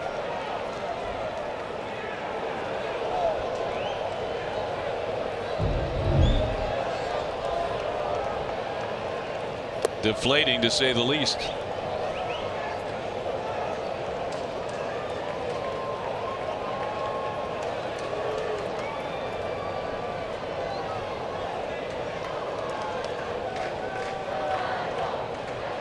And a 1-1 to the third baseman, Camargo. Last time up, he was hit by a pitch. Been on base 3 times. He's also walked and stroked a single. Made a big error in that 8th inning that allowed a lot of the runs for the Red Sox to score.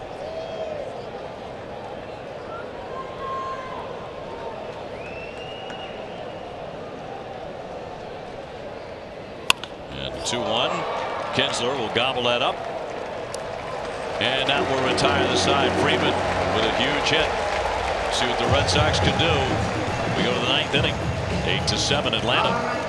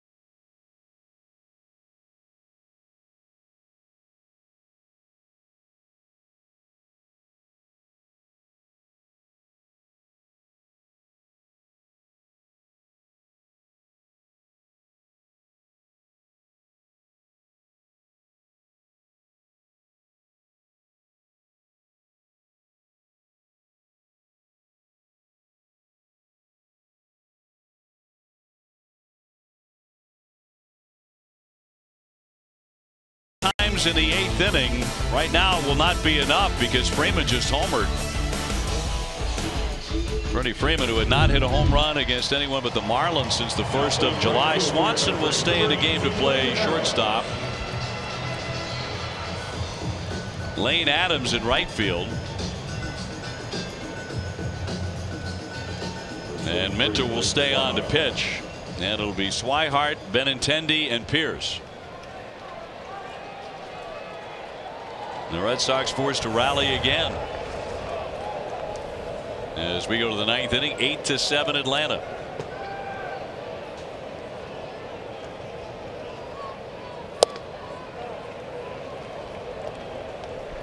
Blake with a 2-run double in the 8th inning uprising.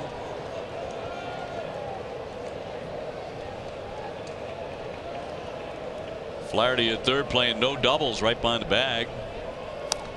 Bat goes flying. Winds up inside the Red Sox dugout.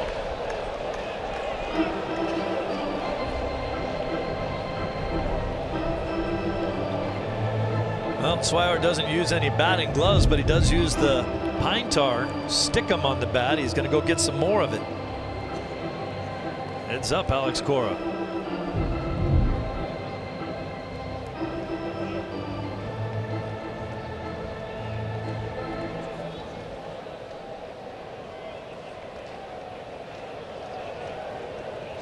Benintendi on deck.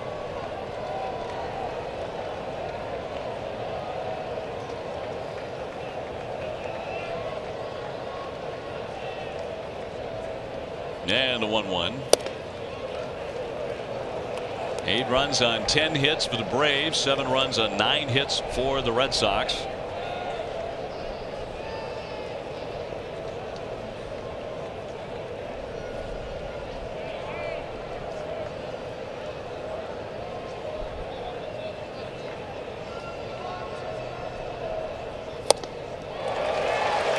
Even up 2-2.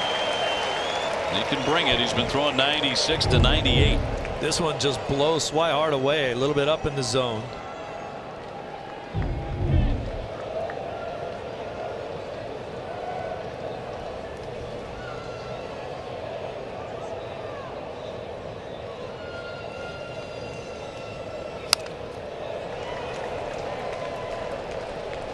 Certainly you'd keep an eye out for a guy like JD Martinez, who hasn't appeared in this game.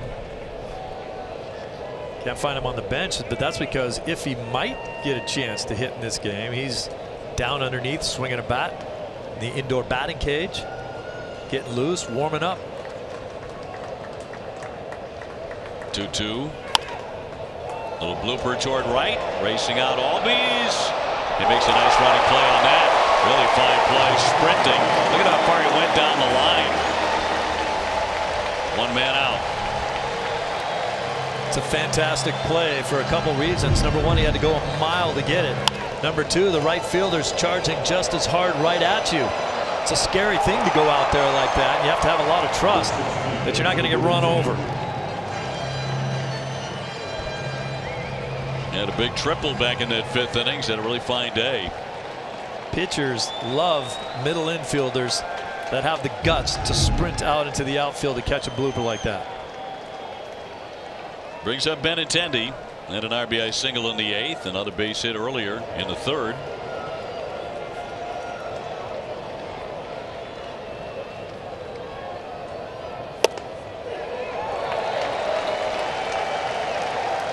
Pierce on deck.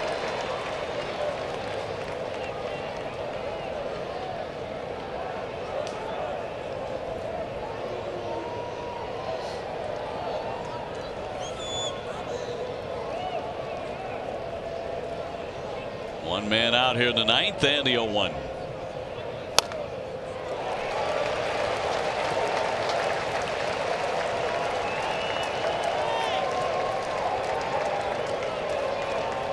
This is the same count that Benny had in his last at bat when he lashed a ball down the left field line.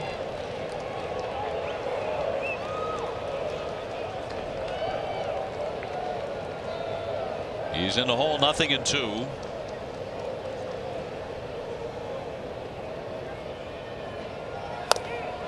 He hangs in there. Cutter off the plate.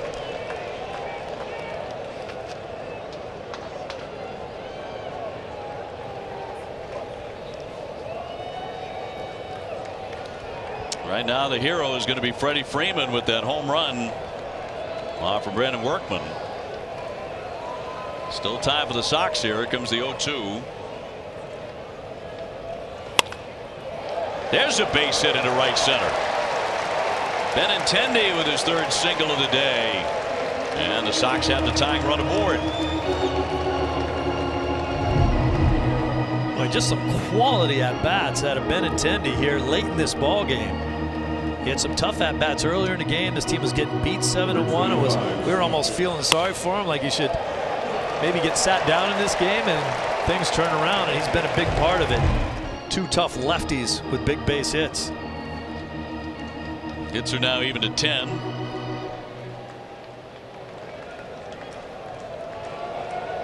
And here comes Steve Pearce. Last time up, hit a screaming line drive that was caught deep in left field by Cunha, but that drove in a run, the sacrifice. They picked up the RBI.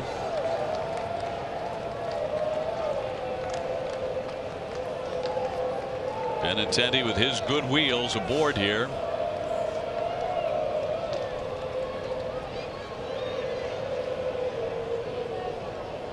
And the 1-0. He thought about it, in for a strike anyway. Well, he's getting the corners.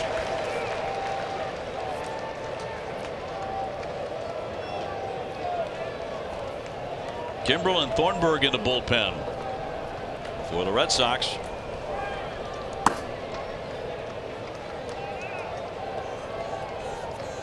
And Minter with a 1-1.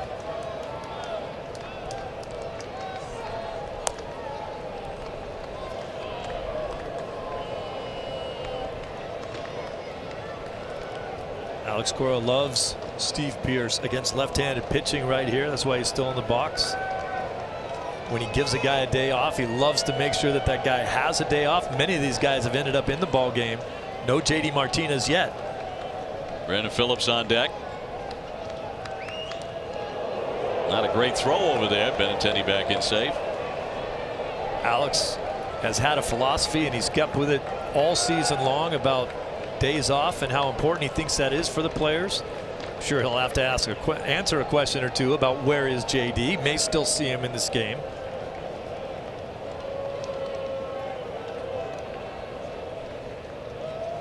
Well, Minter really bothered by Benintendi as he steps off the rubber. Getting under his skin. Got the 20 stolen bases. He knows he can run, and if he ends up on second base, he's in scoring position. He does not want to see him there.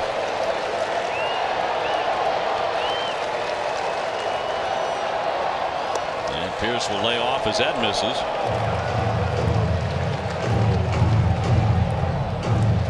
Two balls, one strike, one out. One-run game.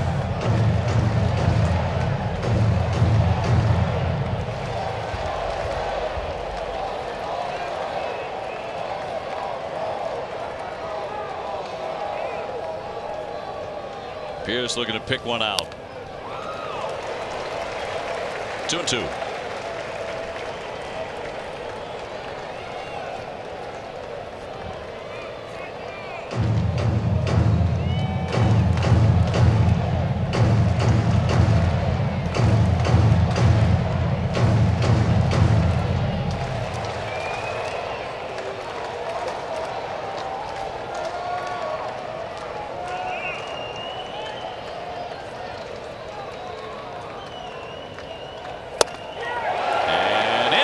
Strike three. Caught him looking. Boy, has he made some big pitches.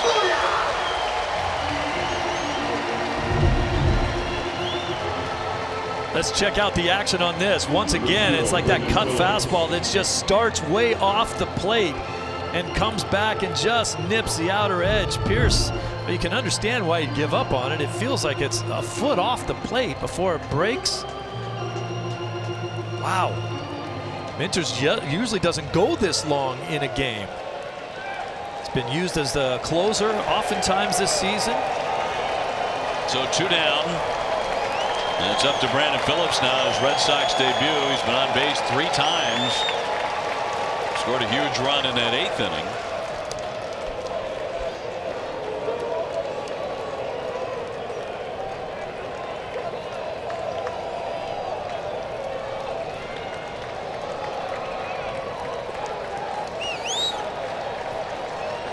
Minter has made some fantastic pitches against excellent hitters. Betts and Pearce. High fly ball. Deep left field. Watch this baby go. It is gone. How about that? Brandon Phillips has put the Red Sox in the lead. 9-8 in the 9th inning. Is that some debut? Goodness gracious. And holy cow. And he hit the daylights out of it. My, oh my. The Red Sox lead it 9-8. Boy, that's how you show up with your new ball club. He got a fastball and absolutely aired it out. He's got that crouch stance. He can still get it out of here. He knew it as soon as he hit it. Look at that. Wow. Holy cow. The Red Sox all the way back from 7-1 to lead in the ninth inning. Brandon Phillips paying off dividends, I should say so, with a monster 2-run homer with 2 down in the ninth inning.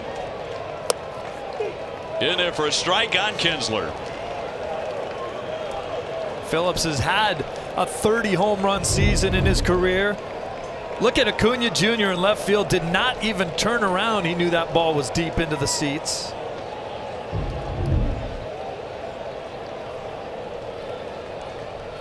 And maybe today from 0 to hero. Very nice. It's up to the Red Sox bullpen now, but oh my. Well, the Red Sox have a guy named Kimbrel. Getting ready. Here's the 1-2. Poked the other way, foul by Kinsler, who drove in 2 huge runs with a base hit in the 8th inning. You know, obviously, Dave, in 17 seasons, we spent a lot of time listing off the accomplishments of a guy like Brandon Phillips. What does he have left at 37 years old? How about the adrenaline of making your first major league start all season long? And how about Workman coming over and said thank you very much. And on deck, JD Martinez, 2 down. Not done yet, but the Red Sox lead it incredibly enough. And you really have come to expect the unexpected and the shocking with the Red Sox this season. But on top, 9-8.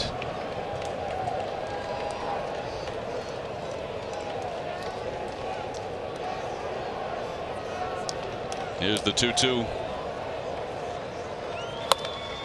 And he popped him up in foul territory and out of play.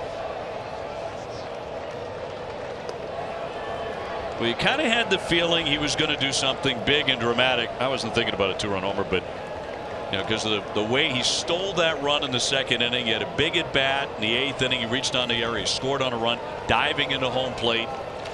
This is a guy who had options to opt out of his contract in the minor leagues. He said, I want to hang around. I want to be a part of something big if they think I should be a part of it.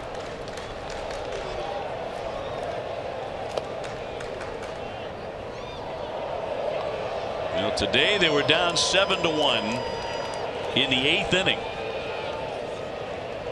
and rallied to score 6 times. Then Atlanta retook the lead on the Freeman home run against Workman.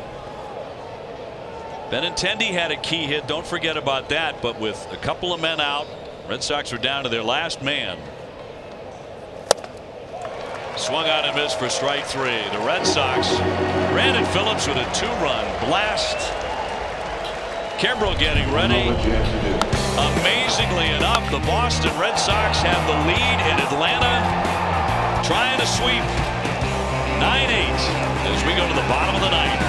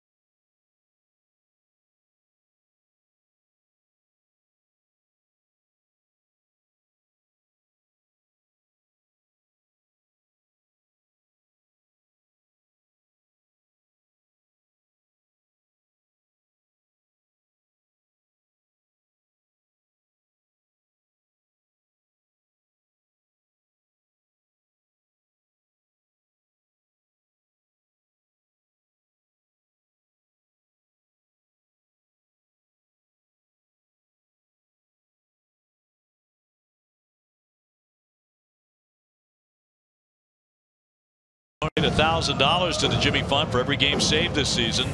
Everybody saves at Bob's, the only choice for untouchable furniture value. Available in store or at mybobs.com. How about this site? Craig Kimbrell, former Atlanta Brave, coming on to lock up a win for the Boston Red Sox. 3 outs away, 55th appearance. And the Red Sox, thanks to their newest addition, the 37-year-old Brandon Phillips, with a 2-run bomb with 2 down the 9th inning, have taken a 9-8 lead. He's still grinning over that. As well he should. Swanson is in, and he cuts and misses for strike 1 here in the bottom of the 9th.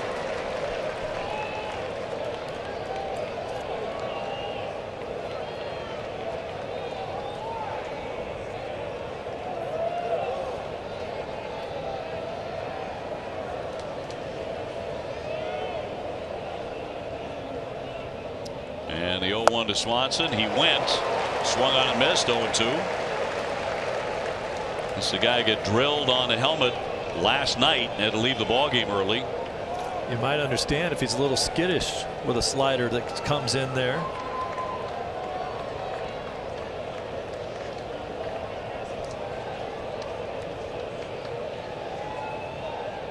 There's another big breaking ball out of Kimbrell. Well, he got him on 3. Down he goes. On 3 pitches, 1 man gone.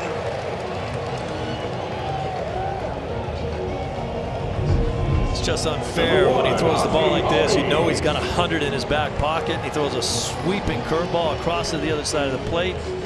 You're already committed.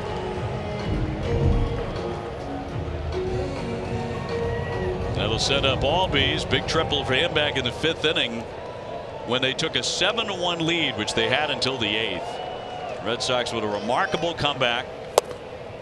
They scored 6 times in that inning, and then stunning the Braves again, who were 1 out away with a 2-run homer. 2 more outs to get. Albies 22 home runs.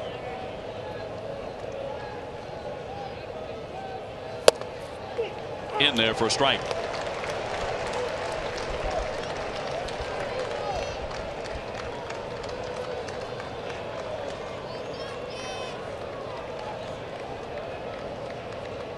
Flowers on deck. And a 1-1. Fly ball. Mookie Betts coming in.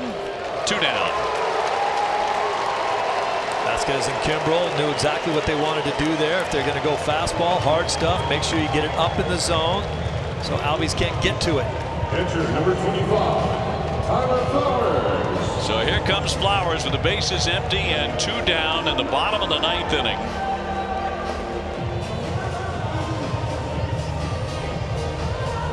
And Kimbrell looking to put the finishing touch on this one.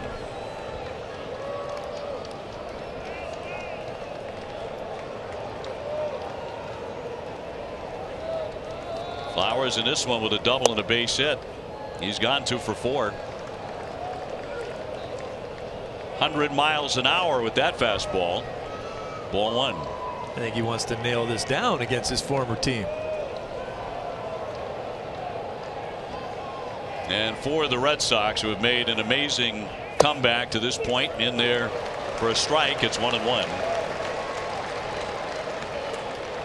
Aaron Austin told us yesterday about how many family members had come to Atlanta to make sure that they met the newest member of the Kimbrell family. Some of them never met his daughter. 2-1. The Red Sox did not have a lead all day until Phillips' home run landed in the seats.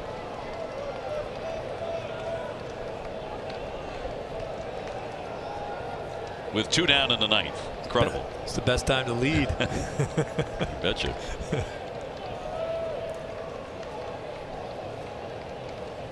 Man to 2-1. He'll miss with that for ball 3.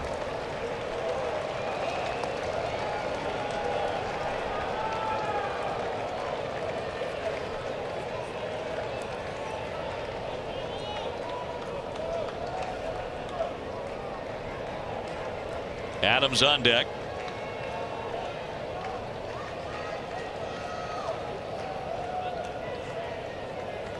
And Kimbrel ready. Here's the 3-1 to Flowers. A strike.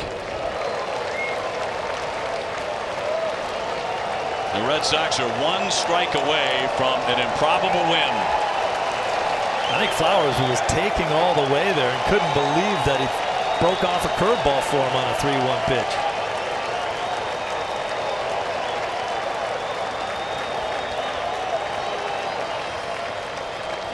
And the 3-2. And that's going to be ball 4, so they have a base runner. Flowers gives Atlanta life. And now they have the tying run on. Here's a 3-2 breaking ball. Number 18, Lane Adams. 3-1, 3-2 breaking balls out of Kimbrel right here. When he already uncorked a couple pitches 100 miles an hour. Touki Toussaint, who started game 1, is going to be the base runner. So a starting pitcher now running. September, you don't have enough guys on your roster. Right.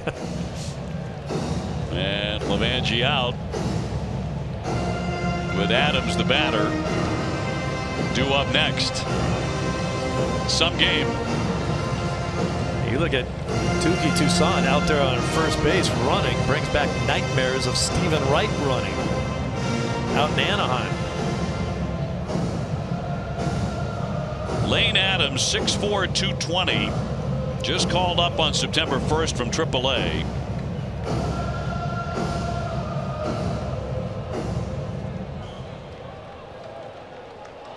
As a man at first, 2 down here in the bottom of the 9th inning.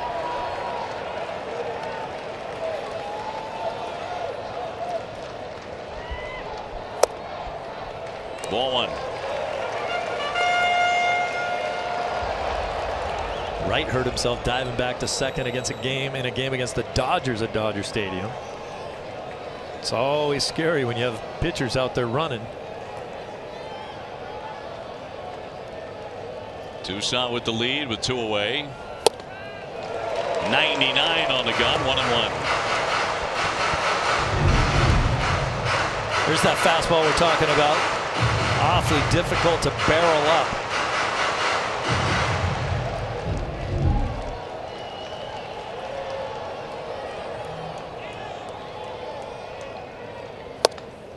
It stayed in. 2 balls, 1 strike.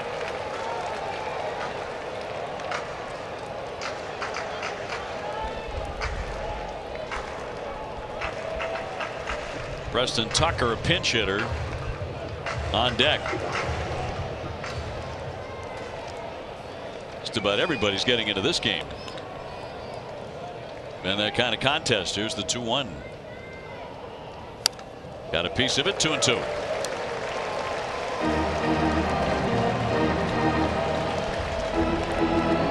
So Kimbrel a strike away.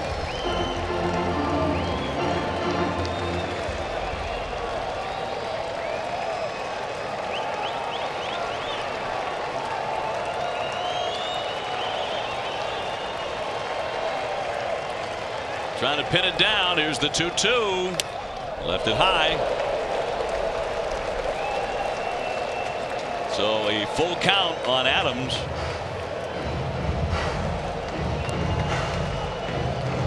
Toussaint will get a head start over there at first base.